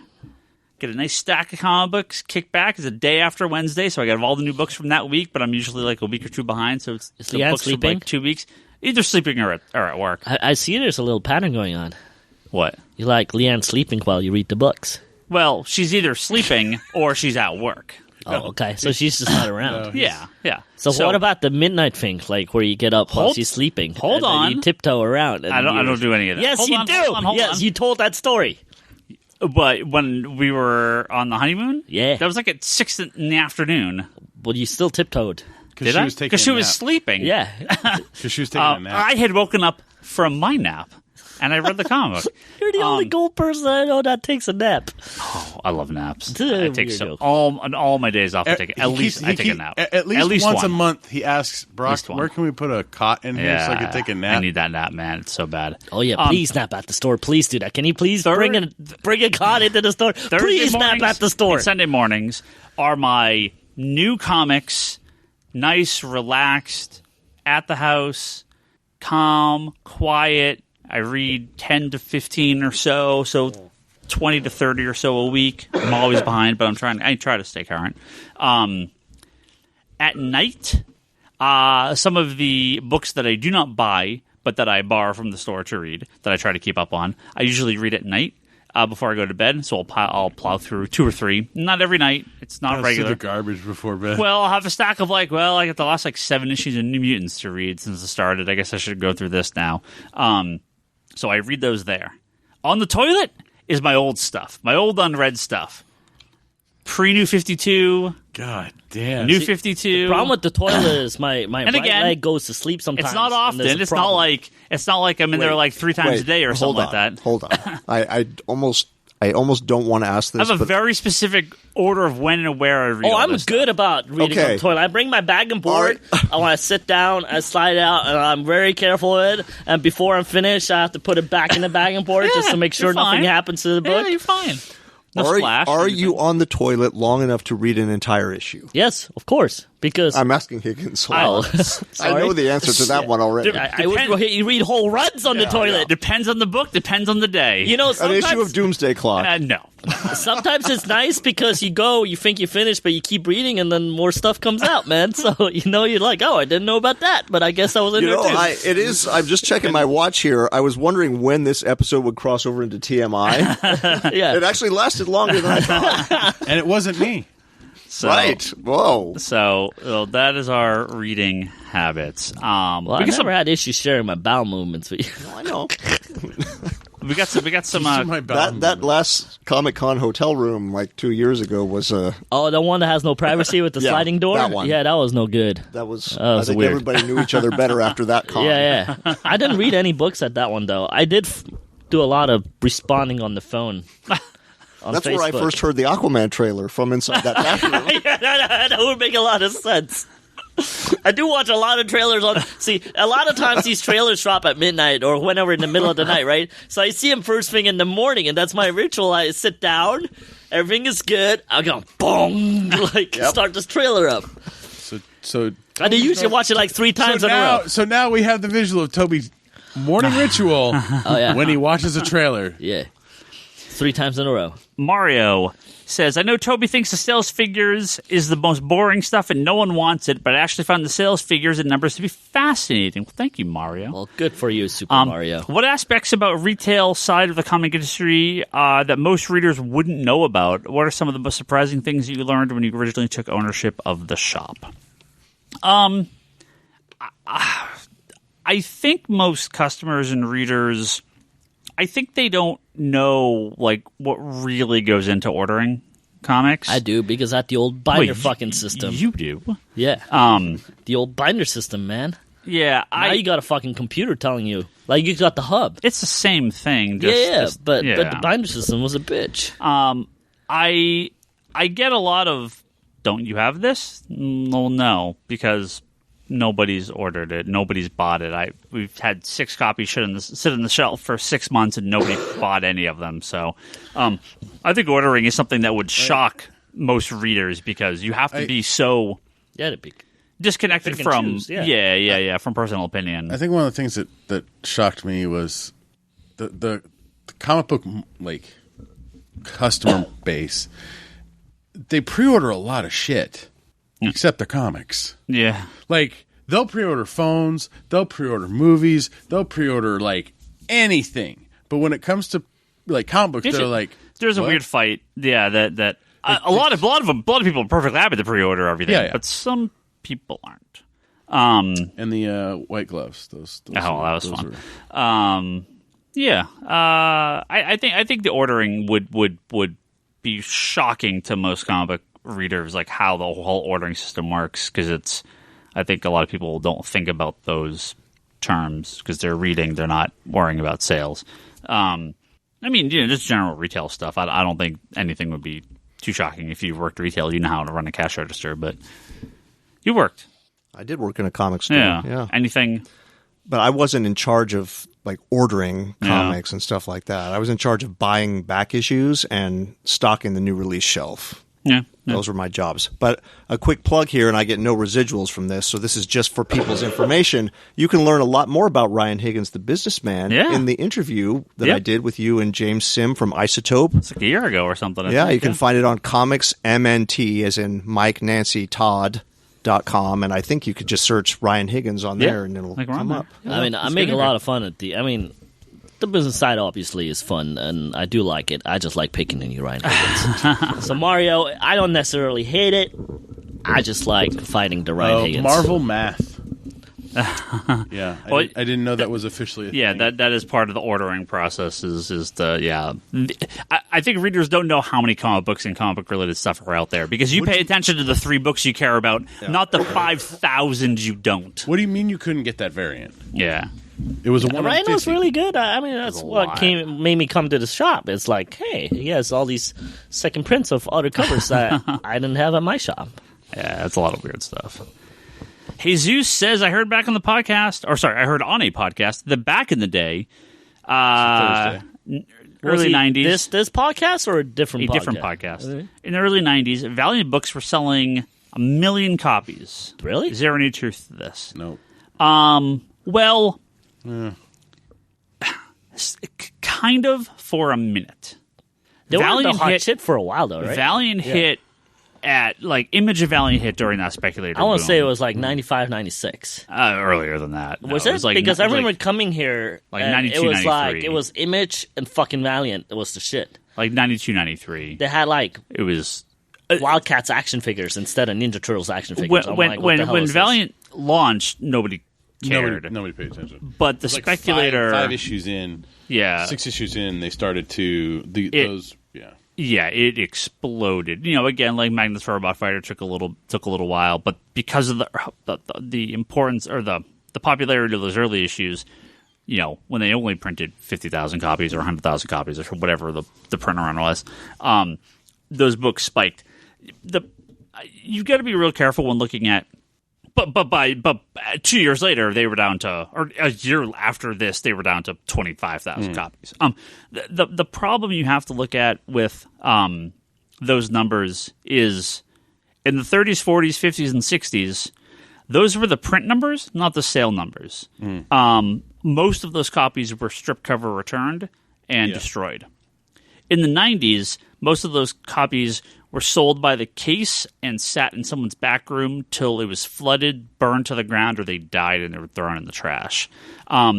Those sale numbers, when you see million copy sellers, they were not selling to like numbers of customers. A million copies sold was not a million people. A million copies sold was still 50,000 people or 100,000 people. It was just some of those people were buying them by the cases, so 1,000 copies a piece. Whereas now there's still speculation. The weird thing is they didn't even have the variant cover incentives for. Oh, you did like X-Men #1, right? I mean, 8.5 was 8.5 million, I think. But they had the connecting covers and then the poster cover. So that one. But you also had, again, individuals buying 1,000 copies. These speculators these days do not buy in that number. Yeah. They just don't. So, yes, there were probably a handful of Valiant books that sold upwards of 1 million copies. Maybe, I don't know if they ever hit 1 million official, but in that range for a month or two before the entire market crashed around them, and Valiant went out of business and was bought by Acclaim, and now is owned by some Chinese company. So, yes, there were not 1 million comic book customers buying Valiant comics during that time. From Tom, do you think Image will fall out of third place among publishers this year at Diamond Comics? Well, no, they're still third. They're still third? They're still third by a good number. And related, do you think Saga is actually coming back? Well, we got our bet. There's a Twitter thread on that topic. I don't know who would jump ahead of Image, though, to knock them out of third. IDW. Yeah, IDW and Boom would be the closest, but they have some good selling books, but they would have to. Well, Image is trimming. I think we talked about this. Image is trimming their output. Yeah, and in this most recent previews, because it comes out tomorrow, that I quickly went through before the podcast. They have like a handful of OGNs. Yeah, they're doing more of those, They're not doing like. And that's what they said. They're going to move some of their series to graphic novel, which I think is a good choice for. I mean, Mark Millar's been doing that. Let me release every issue at the same time. Like, why didn't you just release it as a graphic novel? I mean, I think the rude awakening they're going to have is nobody bought their single issues, and they're also not going to buy their graphic novel. Some of these books are like, we're dropping the single issues, we're just going to sell the trade. It's like, well, the trade sold because the book got popular on single. There was an audience because of the single issues, but people know to wait for the trade, so they're going to wait for the trade. But then when the book doesn't come out for 2 years, and you're working on this next volume, nobody's going to buy the next volume of the graphic novel because the consistent schedule of the single issues is no longer around, so the book is out of sight, out of mind. Yeah. Saga will probably not have quite the same problem, but you never know. From Ryan Copeland, not me. What's your dream Justice League team if you could draw members from any continuity at any point in time? For example, All-Star Superman, Kingdom Come Batman, and New Frontier Wonder Woman. Oh. Be a good team. Good question. Does it have to be DC? What's that? Does it have to be DC? For any continuity, any point in time. You know, throw Beast and Wonder Man on your Justice League team. Gambit, Goku. It'd be Gambit. It'd be Nightwing. The team would be led by Nightwing. Moon Knight has to be on the team. Psylocke. It'll be the team that... So it's a Marvel team featuring Nightwing? Led by Nightwing? Yes. It'll be the team that someone's going to be like, what? Don't know anybody here. No, I don't know. You know, I think it should be post-crisis Blue Beetle, post-crisis Booster Gold, post-crisis Fire, post-crisis Ice, post-crisis Maxwell Lord, post-crisis Batman, post-crisis Martian Manhunter. Yeah, I think that sounds like a good team. Yeah, I like the Grant Morrison run, except for just swap out that Superman for a regular Superman. Well, he was regular Superman. Was yeah, in there but too. I don't like the blue. I mean, look, I like the storyline, but I do the line. I am putting this down. Kevin, respond. I think his double expanded Justice League is the best Justice League roster of all time. The 7, and then with the additional 7 that were added on top of it, when they added Huntress and Big Barda and Orion and Plastic Man and who else was in that that angel. Azrael. Not Azrael. Yeah. Aztec? Not him. The white angel. Yeah. I can't think of his name. I'm completely blanking on. It's not Azrael, right? Yeah, no. I think the Grant Morrison I one is my loved favorite JLA. that expanded team. Okay, my favorite team is the Satellite. The Satellite era, right? So the Grant Morrison is my second favorite, but I also have a lot of fondness. It's maybe not the most interesting team, the original 5, the Brave and the Bold team, with no Superman, no Batman, who I don't think you need those characters on the JLA. Not that they don't fit. I'm just saying I think that unit without the big 2 or even Wonder Woman could still be a really good team. I don't want to poke fun at Ryan here too much, but I wouldn't want to mix like All-Star Superman and Kingdom Come Batman and New Frontier Wonder Woman because those characters exist in the thing that they exist in, right? They wouldn't really play well together. Like those characters, I almost don't want to see crossover. Plus, New Frontier had a Justice League in it. Yeah. And that was really cool too. Sort of that core Justice League is I think it's a tough team to beat.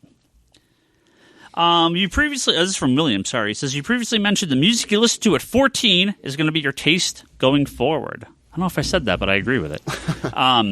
Would that also not go into comic books and characters you like? Yeah. It absolutely does. I think I might say even 12 years old for something like comics. Because right now, early 90s, if you were 14 then, Carnage, Professor Hulk, New Warriors, Venom, Ghost Rider were popular. Now those kids would be 40 with large expendable incomes for the most part and wanted to buy things they like or, in Hulk's case, see them on the screen. Yeah. I mean, yes.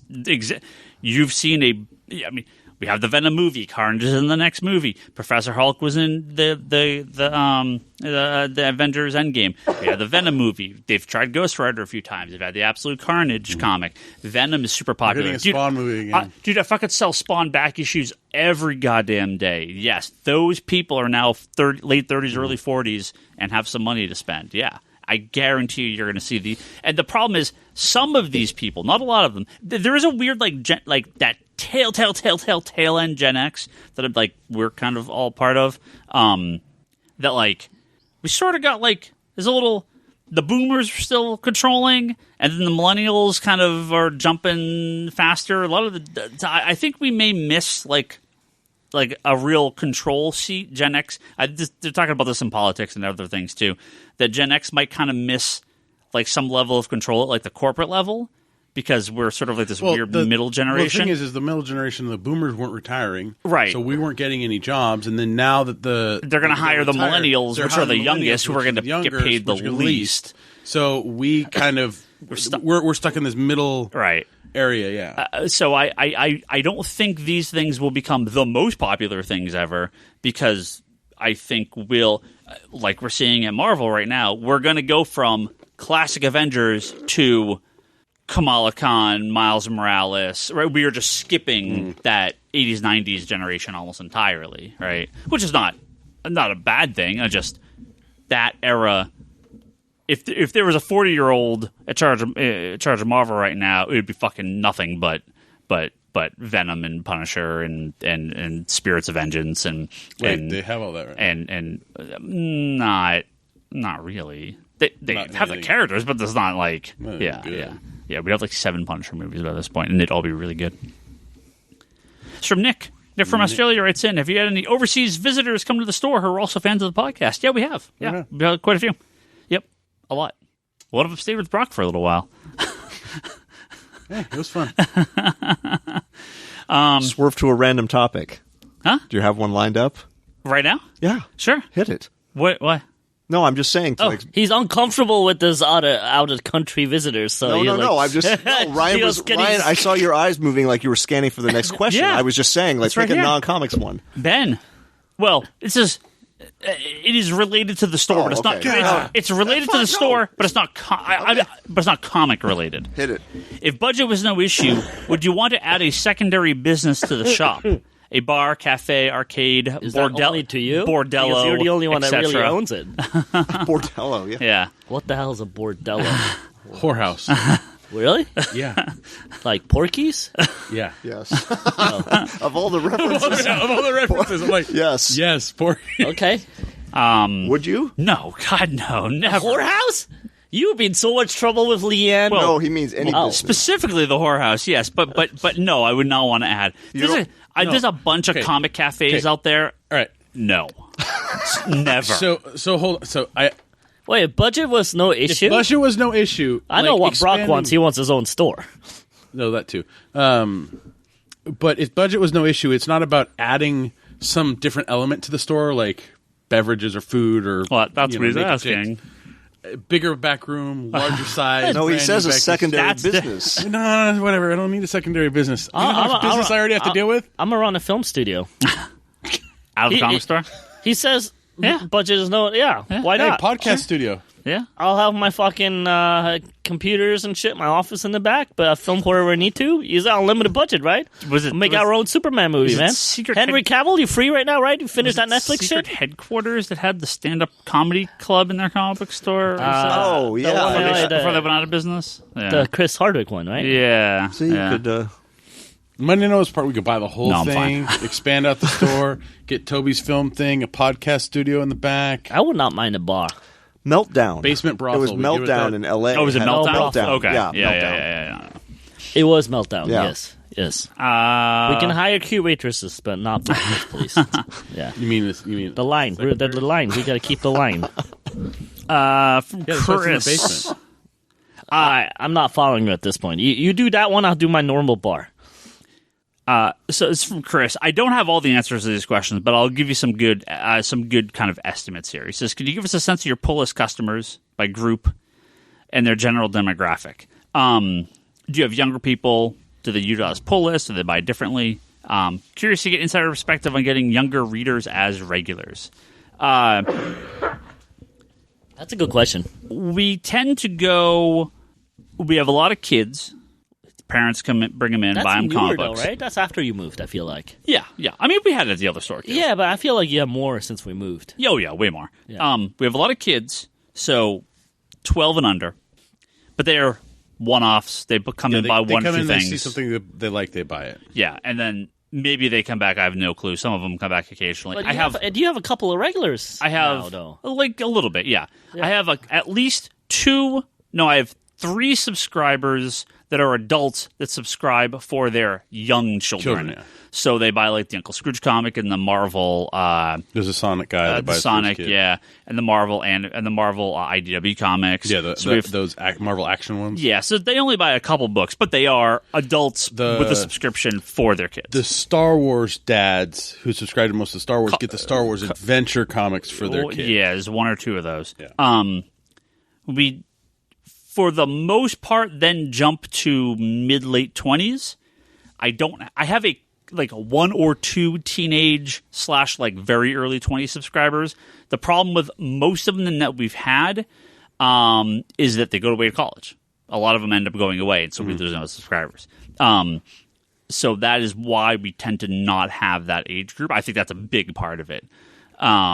Well, and the disposable income isn't there at all. Yeah, of course. Yeah, when you're a kid, your parents are buying you your books. Yeah, I mean, some kids are getting allowances. The ones that are into comics are fewer now, but yeah. When I bought the shop, I was still the youngest customer in the store. We do now, fortunately, have many early 30s customers that are younger than I am, so that's great.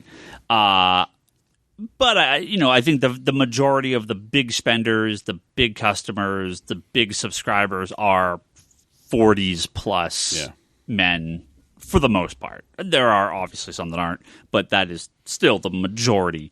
I think most younger. I think younger people use subscriptions and pull lists no differently than most other people. It's some do, some don't. So it's not. I don't know that I really have an answer. Other than it's as varied or mixed probably as any other place. So there's lots of different there's lots of different. Have you seen? This is just a random question based off that. Have you seen an uptick since we moved maybe in like our female subscriber base? Yeah, I mean we have a decent amount of female subscribers and regular customers. I do find, and this should not be very much of a surprise for any store or anyone listening, less subscribers, more walk-ins, more graphic novel, although that's not entirely true. One of our biggest single-issue subscribers is a woman.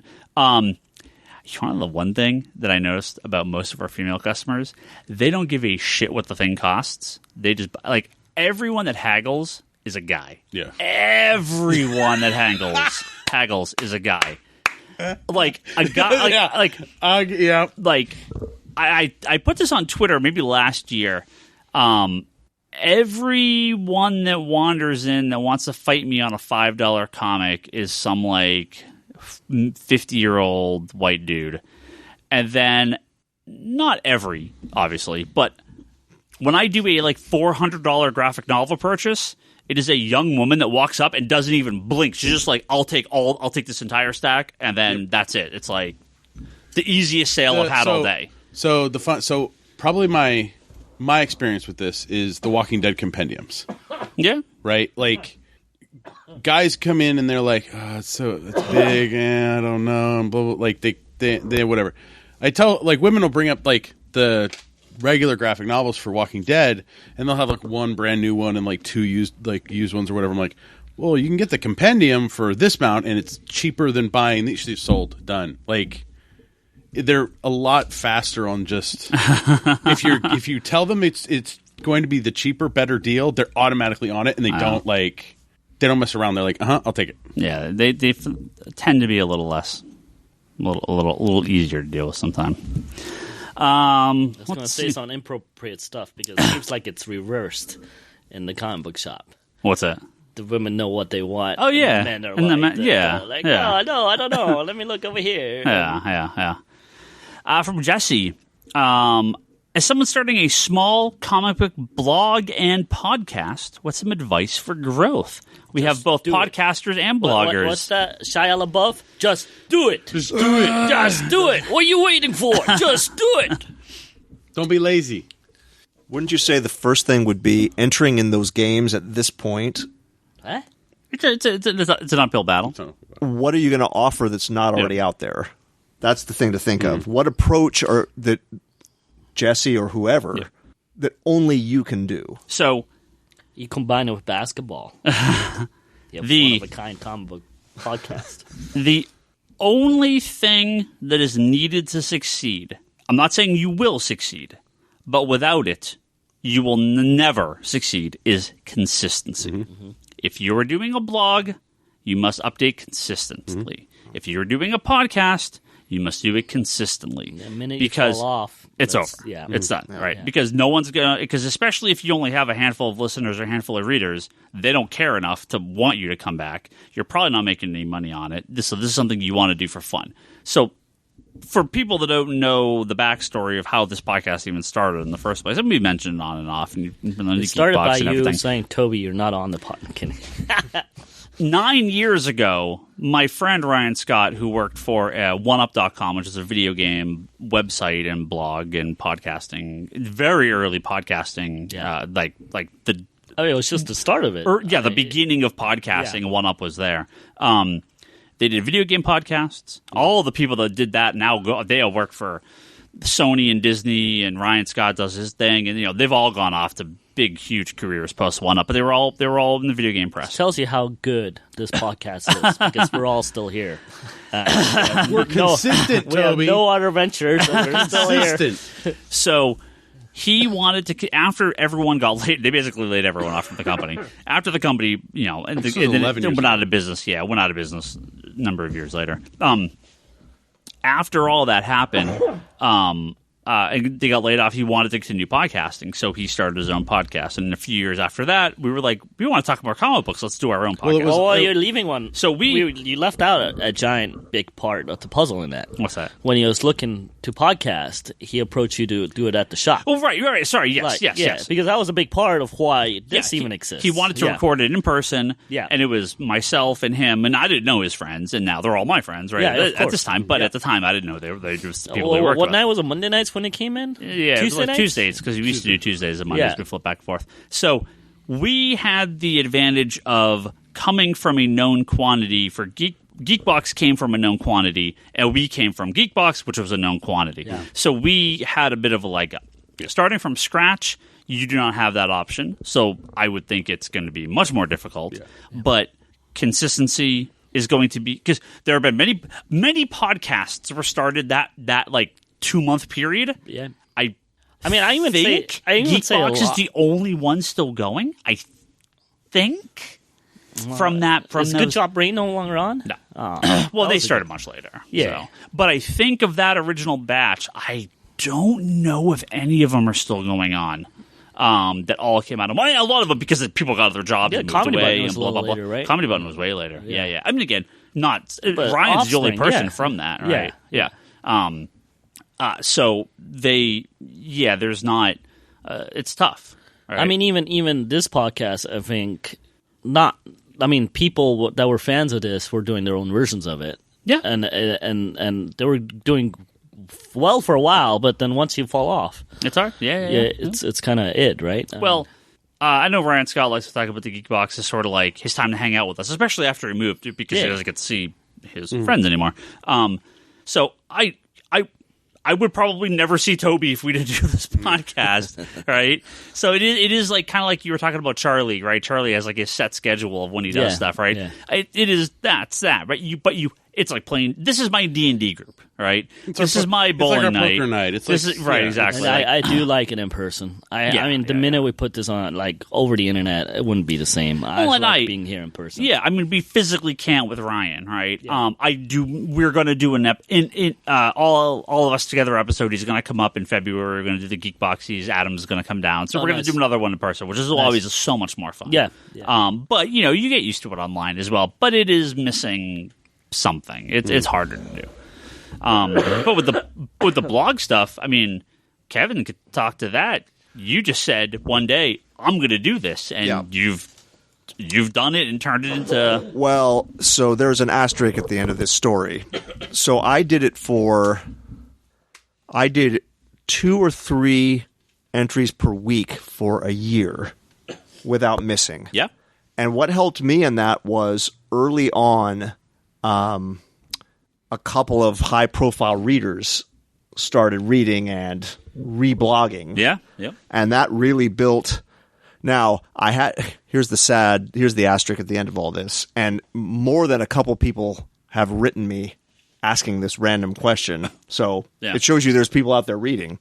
I had to take a couple of months off from it to do all this press stuff. And I didn't want to do a half-ass thing, so I just said I'm just going to take a break, and then I'll come back to it. Well, when I tried to go back to it, I was logged out, and I couldn't get back. I didn't know the password. I used every password that I ever used for anything, and none of them worked. The recovery email, blah, blah, blah. I'm locked out forever. Are you really? Yeah. I didn't know that. So it exists as a museum right now. And I pulled a Toby. I just don't have it in me to start a sequel from zero. Yeah. You know what I mean? So I'm just going to let that exist as a stand. It was 2 or 3 entries a week for a year. I'd say that's pretty good amount of output.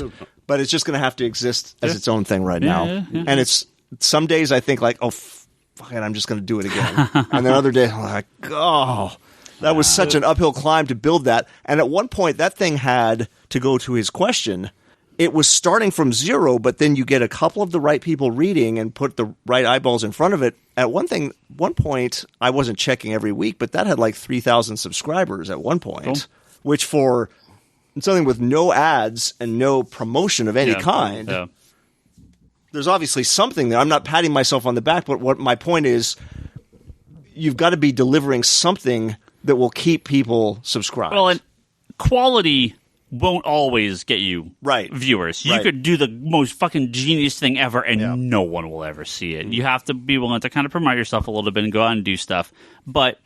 It could totally suck, and you could still hit it off big. The right person listens to it and likes it, and that's all that matters, right? But yeah, I mean, it sounds dumb to say just make it good, but that's going to be make it different too. It's going to be a part make it of you. It. Yeah. And don't fake it. Don't do something because it's hip or cool now. Don't copy off someone else. Do your own thing.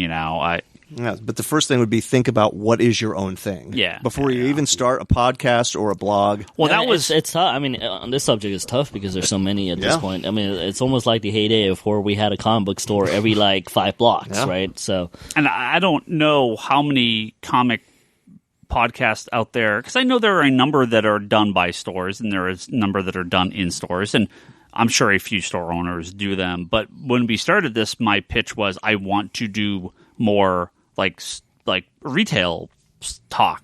yeah, but and retail early stuff. on, though, you want to do your special episodes, like the Suicide Squad episode. You want to do these specials where we concentrate on one specific subject at times. Because one, I didn't think we were going to have enough news to talk about, and then the movies happened. So, like, suddenly the movies and TV shows suddenly like, we suddenly have much more stuff to I talk think we about. should put I think together. it was Avengers And that two, happened. those episodes are a lot of fucking work. Yeah, Remember the book club? No. we should put together like a keys of the podcast issues. First like, appearances. Yeah, like first appearances, the Suicide Squad app, the weird one-offs. the movie ones. Yeah. The one where Ryan wasn't there and then swore off to never let it happen again. Toby's Wolverine laughing dude. fit, Oh, laughing. God. That was your fault, though. great. That's your fault. You, The you noir fucking mimic. Wolverine. You were like, like a cat Wolverine.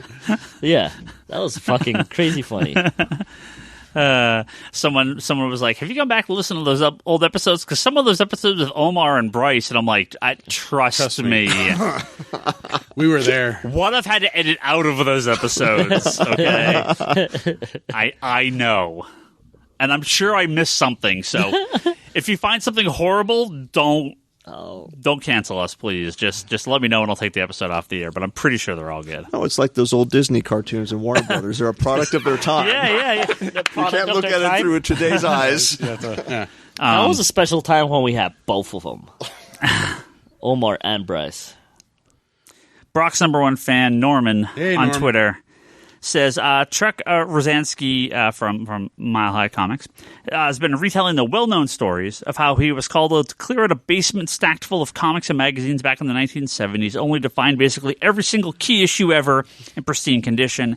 Action Comics number one, Detective, Marvel, and DC from the Golden and Silver Age, you name it. If you ever, that is how Mile High became Mile High, is he found the collection. Or the collection. What is the best issue ever to fall into your hands, whether by accident, bin find, attic find, garage sale, etc., or someone walking in the shop to sell off a collection? I have two stories for this. The first is not a comic book. The first is a giant wad of cash. Oh yeah.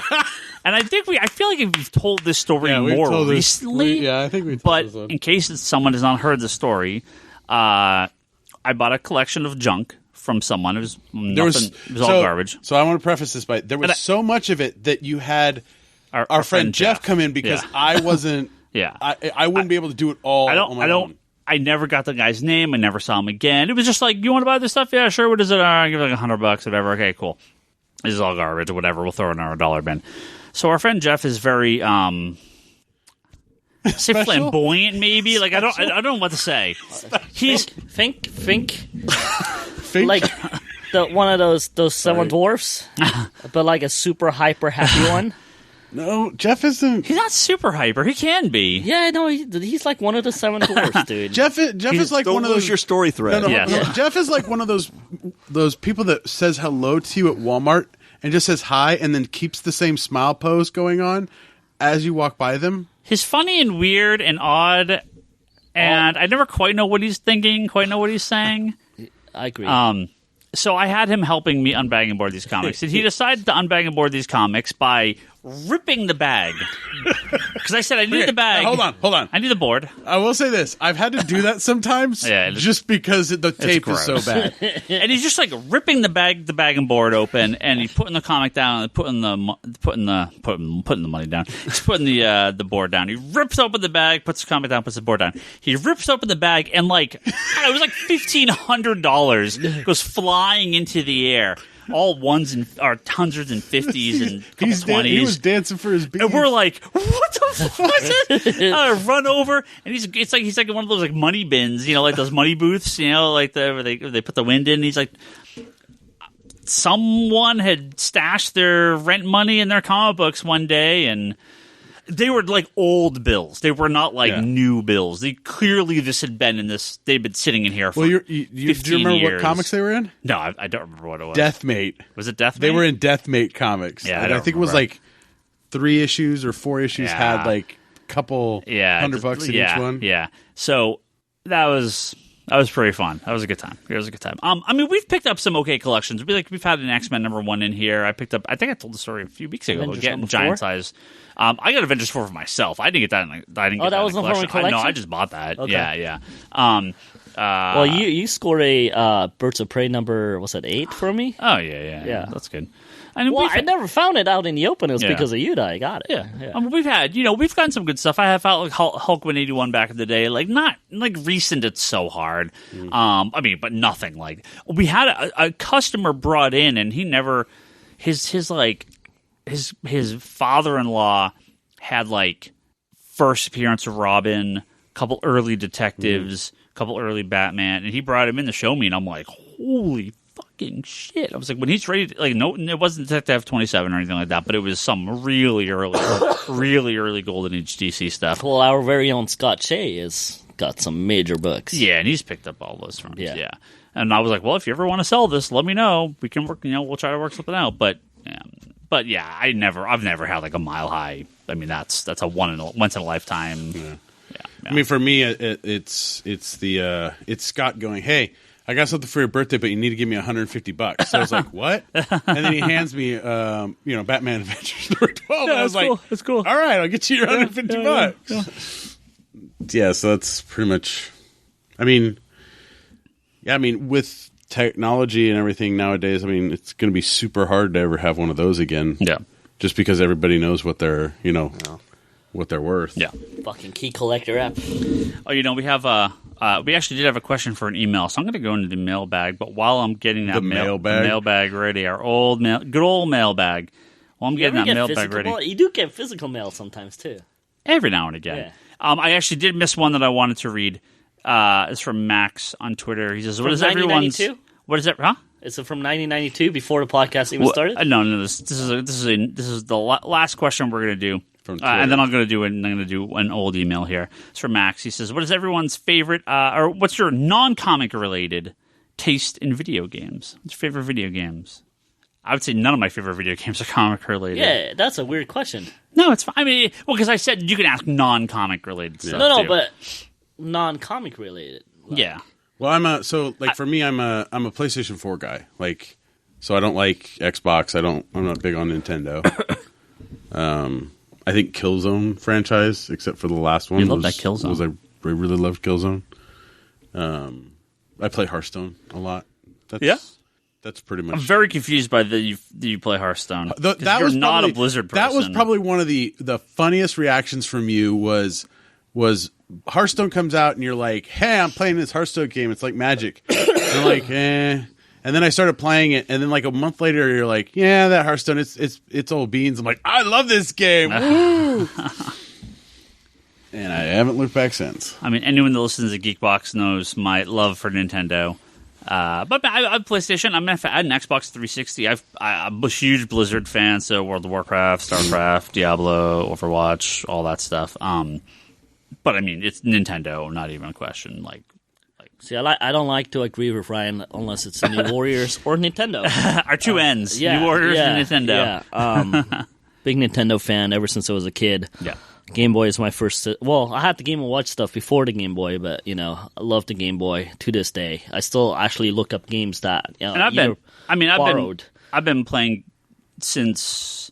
Like, I played Rogue on the PC on my dad's work terminal. Yeah. I played Atari 2600. Like, we bought it new. I didn't have one, but I played like ColecoVision and television. So like, I'm not like, mid 70s, college computer terminal. Pong. I'm not quite that old. Yeah. But I've been playing video games since like. We're the same age. I love the Game Boy. I never had an NES, so I went straight for the SNES, and I love that. Look, I think people know I play the same games that I did since a kid. Like, so whatever new version of Street Fighter there is, or whatever fighting game that I like the characters in, NBA Jam, turn into NBA Hang Time, turn into NBA Streets. It's the game I like. They don't have a version now that I like anymore of that kind of arcade NBA game, but that's, recently, I guess at this point, I mean, it wasn't. I was just a gamer, but since time has passed, I guess you could call it a retro gaming thing because I'm still stuck in that era of 80s and 90s. So for me, it's just I haven't played all those games yet, so it's like that's why I just haven't moved. Well, I still enjoy them, and some of the newer games are just kind of just almost too complicated. I like to pick it up and play a few rounds and then put it down. I don't like overly long, super big immersive games. I tried my friend's VR thing, which was interesting, and I had trouble driving home because of the depth perception. That was a little scary. But with Arcade 1-Up, kind of reopened some of my retro stuff up even more so. Like, I never played Galaga as a kid, but I love Galaga, man. I got that Arcade 1-Up Galaga. Yeah. I love that machine, man. I absolutely love it. I got a Street Fighter one, but I love those arcade style games, and it's kind of the whole package in ways. It's not just the game itself, because the game you could buy for $20, $10 elsewhere. Yeah. But I like the art, I like the feel, I like that Tron entrance when you walk in. I just love that. Yeah. So I joke that one day when I purge my garage, I might make a secret entrance and have like a little mini arcade room in there. So but now I'm super into Arcade 1-Up right now. I'm really looking forward to that NBA Jam cabinet coming out. I Boom still shakalaka. Yeah, and I still need a Ninja Turtles one. But I'm really really into those arcade cabinets at the moment. That's cool. Kevin, you're not much of a gamer, huh? One thing that brings me great joy in life is finding classic 80s consoles in like a pizza parlor or a bowling alley. Or you've done California Extreme, have you? I love those games. So it's funny because when we first moved into this area, my mom didn't really know where to take me and my sister, and one of the spots she would take us to a lot is Pizza Hut. And the one in Cupertino right across from Target, which recently I didn't even realize it closed. I'm actually kind of bummed out because I was going to go there just for old time's sake. Even one of my birthday parties there at one point. But they had an X-Men Children of the Atom arcade. And I love that thing. It was like basically a Street Fighter, but of X-Men characters, and that's one of the Arcade 1-Up ones. And I was like, I'm so in for that. I spent uncountable hours in college playing Madden football. I can't, uncountable hours. It's kind of scary. And then somebody gave me a Wii a few years ago, and I had so much fun playing bowling on Wii and golf and all this. And then I'm like, you know what? I just cannot have a game system in my home because I will not get anything else done. I just can't have it. So my problem is I have to have all of them. Yeah, well, just like all your subscriptions. So I go to other people's houses or I go to arcades and stuff to play games. I will not have it at home. So that you can walk away. Yep. Yeah, nice. But I say one of the arcade 1-Ups I really want is a Puzzle Bubble or what's it called? The Bust a Move. Oh my god, love that. See, here's the great thing, Kevin. If you subscribe to every MMO and you have every video game console, you are so paralyzed by choice that you actually don't play any video games. That's what I do. Right. So, welcome to Steam. You collect games, you don't play them. Again, I do not. I think my Steam playlist for the past 5 years has been 14 minutes, and that's probably just because I accidentally keep opening games. I don't actually play them, and I'm like, "Yep, bought 12 more Steam games for 9 cents each." All right, never gonna ever play these. I do like me some Left 4 Dead, though. That's actually quite fun. Are we going to an email? We got one. I have a question for you after we do the email. Ooh. I'm going to phone in a question. What kind of underwear are you wearing, Ryan Pick Higgins? a year. 2019 Oh my God! No, not 2019. You got to read them all. 2015. I said 2019 to 2013. 15. Okay, 2015. Pick a month. Today in 2015, or as close as you can get to today. January 2015. Let's see. January 28th. Here's a good one. It's from January 26th. Hey. This is from Jay. He says, only started listening to the podcast recently. Oh, my God. Happy 5-year anniversary, Jay. And heard someone asking about comics with multiple versions of the same character. having just finished reading John Arcuti's Major Bummer series for DC. Fantastic book, too. Doug Mackey's art. yeah. Yeah. That was the one Dark Horse. They did the reprint on that. I think we might still have it. And have been wanting to recommend for someone for a while. It ticks the box for this guy's request of a high concept slacker sci-fi package. Really good stuff, and just wanted to get in touch. Multiple versions. Is there multiple versions of that character in Major Bummer? I don't know. Well, there's a He-Man That's a good comic series, out right though. now called Masters of the Multiverse. There you go. So multiple versions of He-Man, There you go. including Dolph Lundgren. Legion of Three Worlds. Oh yeah. Yeah. But I'm trying to think I'm trying to think how does Major Bummer relate to that, because I don't think Major Bummer. I think it's been so long since I've read that book. I've read it since it came out, 20 5 years ago. 5? Well, I'm just going by. Oh, yeah. No, that's probably when the trade got reprinted. No, I think that's when they reprinted the trade. Yeah. On it. I mean, and like multiple characters, Legion of Three Worlds, but it's Crisis on Infinite Earths? Earth 2. Yeah. I mean, if you just want to have that fun, Crisis? just read Booster Gold, like. Oh, it could read Infinity War, because it had all the evil versions that came. Magus's. Oh yeah. All of his evil doppelgangers. Yep. That's good stuff. Thanks for the question. All right, another email. I got a question for Ryan. We're not gonna What's do the question? emails? Oh, son of a bitch. Well, I thought we were saving it for an all email episode. What's the question? We're never gonna get that. Well, I'm just looking at the counter of how long we've been going. Yeah. So you can call this the finale if you want. Is and it? some people are going to know this already, but for new listeners, Okay. I'm New gonna listener. quiz Ryan Higgins. Oh, quiz. This is not going to be hard. Okay. How did you first meet everybody on this podcast? Don't Just do me short first. answer for the Don't sake do of me- time. Don't do me first because it's too easy. Short answer for the sake of time. No short answers are allowed. Okay, sorry. Then the full Yes. saga. So just to everyone who's here, or are we The including regular cast. So Charlie, Yeah. and or are you including Scott? You can, if you Okay. want, you can. So- okay, go. Brock, some of these stories you told recently, but that's right. Brock, he's the first person I became friends with when I moved to California. How did you meet? Over an Go. issue of Wizard magazine. In class. I had a copy of Wizard. I had a copy, or you had a copy? In class, One of right? us, in I class. think one in of us high had a school. copy of it. Yeah. I think I had a copy, and you were like, "You have Wizard. Yeah, I need yeah, to talk yeah, to you." And I yeah, was like, yeah. "Who the fuck is this?" Yeah. So that was in high school. That was 93? 93, 93, 94? freshman? Yeah, it was freshman. Yeah, 93, 94. Yeah. So Charlie was a customer here. That's how I knew Charlie. Charlie brought Toby. because we were together at the other You guys store. worked together. Yeah. And Ken hired you guys to work here while I was in the process of buying the store, and I'm like, Yeah. why the fuck are you hiring these two people? What are you Yeah. doing? It's really And then weird. little did you know that we were helping you in the end. Yeah, it's really weird. Remember those early years when you had staff meetings? No, that was before my time. Scott, Oh wait, we had that once. I once or showed up twice. late on purpose or something. In true Ryan versus Toby way, I was like, "Fuck you! What time is it on? All right, I'll be an hour late." Scott. I mean, again, Scott's just a customer, so I don't. But Scott, you knew. No, you knew Scott before. No. Or no, who knew Scott before? Bryce and Scott knew each other. Yeah, Bryce and Scott, you knew each other. Yeah, Yeah. Yep, outside. How'd you meet the outside great those Larson?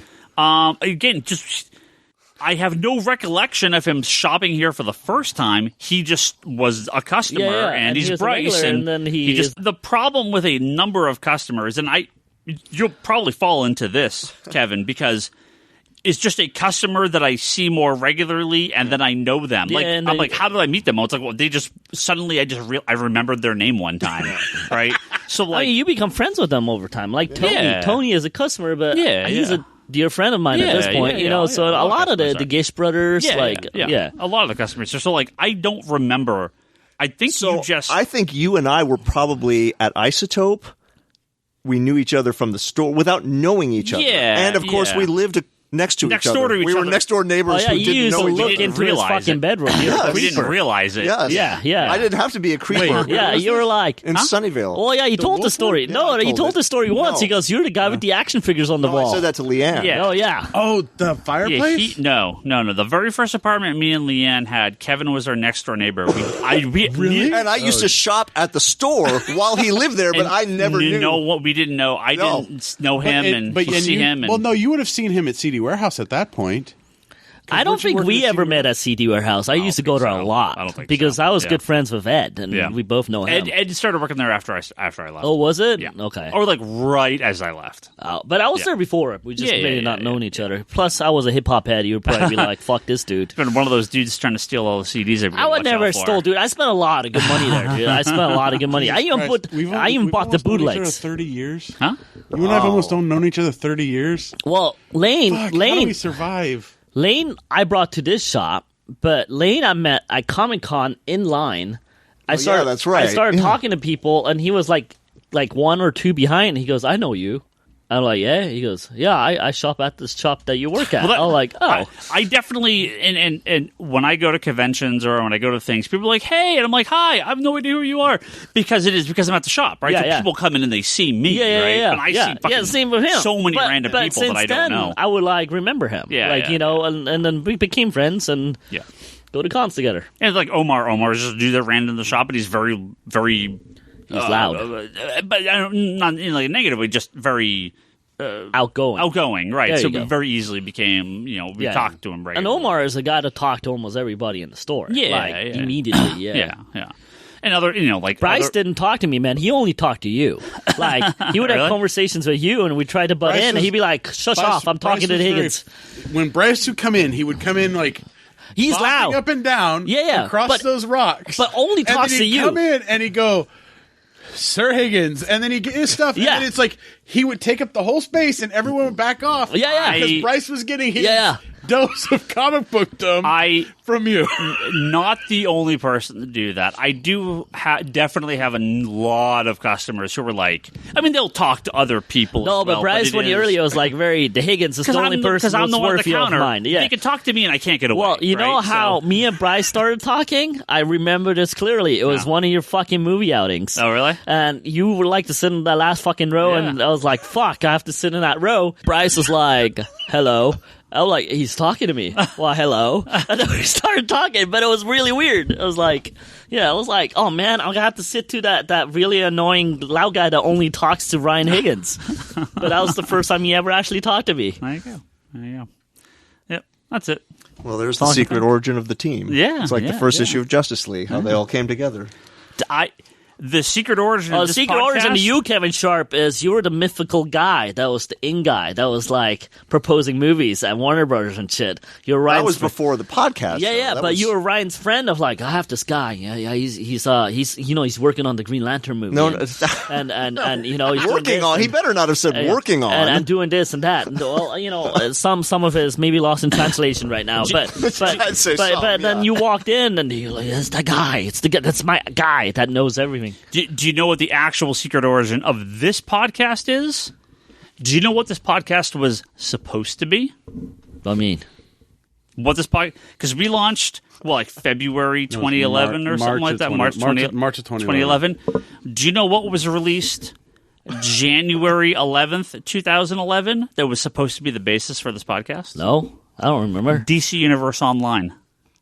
This was going to be a DC Universe Online podcast. And that's where all the Wildstorm guys were working on for Yep. years, and you excluded me on that shit. Therefore, I was very pissed off at you.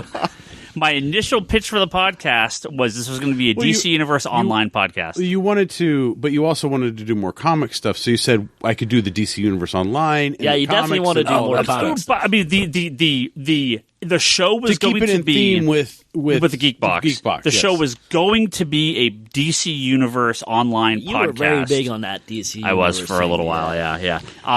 Do you have a And lifetime account I still? do have well, yes, I'm still alive, so yes. I mean, how do they know if you really die? Because I never logged in again. Well, I haven't logged in years at this point. It was Is going it still to be running? Yeah. It's on Switch now too. Really? Yep, it's free to play. It was going to be a DC Universe Online podcast, and we were also going to talk comic books a little bit on the side. That was the pitch for the podcast. And then it ended up just being... Is it because I didn't join right away? Or never did, that you excluded me? Be honest. No, I don't think so. No. I never excluded Yes, you did. anyone. I think Still you sour excluded him about at the it. beginning for a little bit because you wanted to see how this was going to go. And you said, Toby, I'll have you on when I'm And I still sour think- about it. I think we were going to call it like CCCP.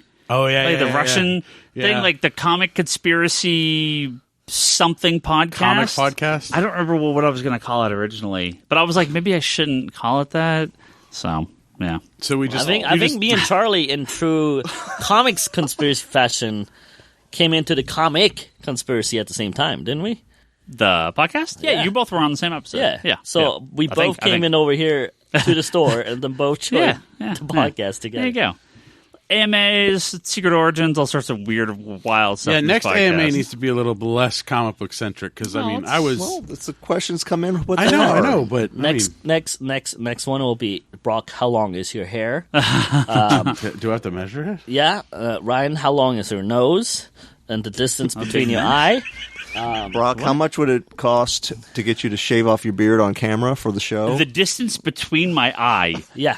It's like, it's missing the rest of that sentence. The distance between my eye and... Only the eye. and Yeah. That is the cash question. Yeah.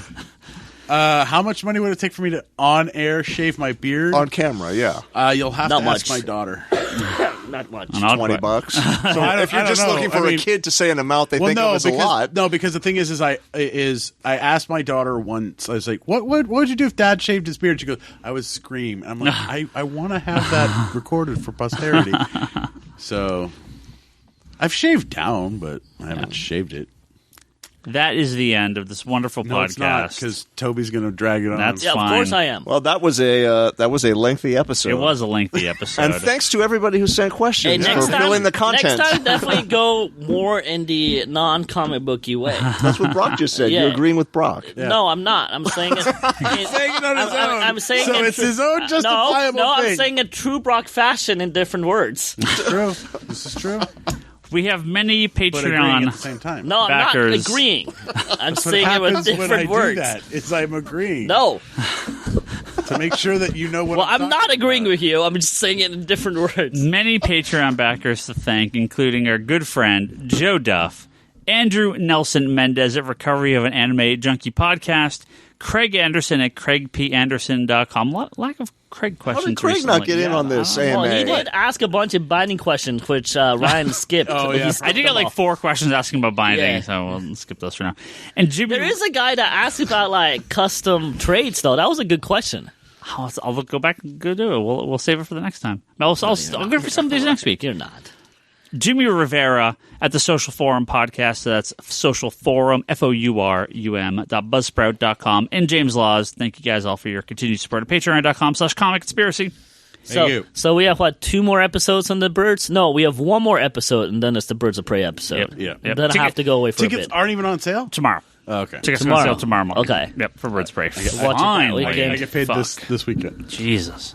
And then that'll be my last episode, and I'm going away for a bit. Why are you going away? Nobody I had to go away for a bit. Why? Toby's cryptic name. None of us have any idea what Toby's ever talking about. Like none of us know what he's doing. After Birds of Prey, I have to go away for a bit. All right. Yeah. All right. Are you gonna throw something out? No, I have to go away for a bit. ComicConspiracyPodcast.com, Geekbox.net, and Apple Podcasts is where you can find all our previous episodes. Rate and review us if you can. It always helps. Yes, make my bad reviews go away from the Endgame episode where everybody freaking hated me. If you are on YouTube, you can go to youtube.com/comicsconspiracy to Please. It looks like you're crying. find all our episodes, our audio episodes in audio format, but it's on YouTube, so you can listen to it there if you would like. Toby's leaving us to go track down. Well, Bryce And we're on Larson's Spotify, too. Well, to Find us on be Spotify. honest with you, you could sign up for YouTube Red where you could actually listen to it on your phone without having it on. That's the beauty of YouTube Yeah. Red, Why isn't are we it? plugging it? Because if they They're not want to paying listen to us. us. They're not paying it. No, but he says you have to like watch it on YouTube. You don't have to watch it if you have YouTube Red. That's correct. Or you can just put it in your pocket. The Comic Conspiracy at Well, then you geekbox.net. Press random buttons and then you Send get us a pictures question. you don't want of like stuff in your pocket. In 5 years, we'll get to it. comicsconspiracy.biz is where you can go buy physical comic books from us for mail order or pick up at the shop. It's all our in-stock inventory is on there. Is FOC up yet? Hey, you coming to Comic-Con, Ryan Higgins? I have no idea. Come on, man. No one I have no idea. Come on, man. Last year when you were there, you're like, totally doing this again. This is awesome. It was and then fun. as you like come back, that awesomeness is like, yeah, no, it's good. Oh, no, it's okay. He does this every time. He goes, and then you're like, that was amazing. I'm not sure I'm going. Yeah, I don't know if I want to do it. Yeah. Well, All right, if a lot fine, of I'll people do it. buy Can you just product fucking from me commit? at comicsconspiracy.biz, maybe we'll see. No, Conspirator see, Brock- why you say we'll see? Just fucking man up. Just fucking man up. If they go like, hey man, if they buy, I don't know, 4 of those like $400 like priceless book sets, you're coming to Comic-Con. ConspiratorBrock.com. Come on, say yes. It's Brock's You blog. want to say yes. Video pull us and unboxing videos. How much fun did you have at the Kirkman thing? It was good. It was good. No, I had a lot of fun. Wanders in the Fourth Dimension Just imagine podcast. what we could do next time.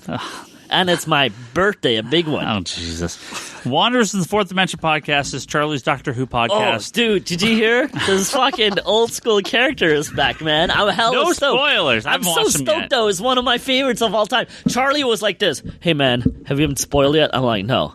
He goes, you really need to catch up. I'm Yeah, I like, know, and then he was like, do you want to get spoiled by me? I'm like, no. Well, you know me more than anybody. Like, you tell me if you want to spoil me. He goes, well, you might get spoiled, so maybe like I should tell you. And I'm like, yeah, if I get Hear spoiled, it from him. yeah, that's what I told him. I was like, probably better if I just hear from you. And then he told me, and literally 2 minutes later, I get spoiled on Twitter. Like I was like, it's a good thing you told me Right. because literally 2 minutes later, I got spoiled. LeanneHale.com. Did you find my wife Leanne's Yeah, work? the one that wants to kill you. If you're on Twitter, you can follow us all. Ryan Higgins, Ryan is myself. Brock is Brock Sager. Toby's Toby XI. It's gonna be a YouTube series called Ryan Dies. Kevin is that Like- Kevin Sharp. The store is Comics Con Store. Please go listen It's to clickbait, myself maybe. on the Geek Box and our good friends over at Manga Machinations. Thank you all for your question. Thank you for your support of the podcast or Patreon, and we will see you next week.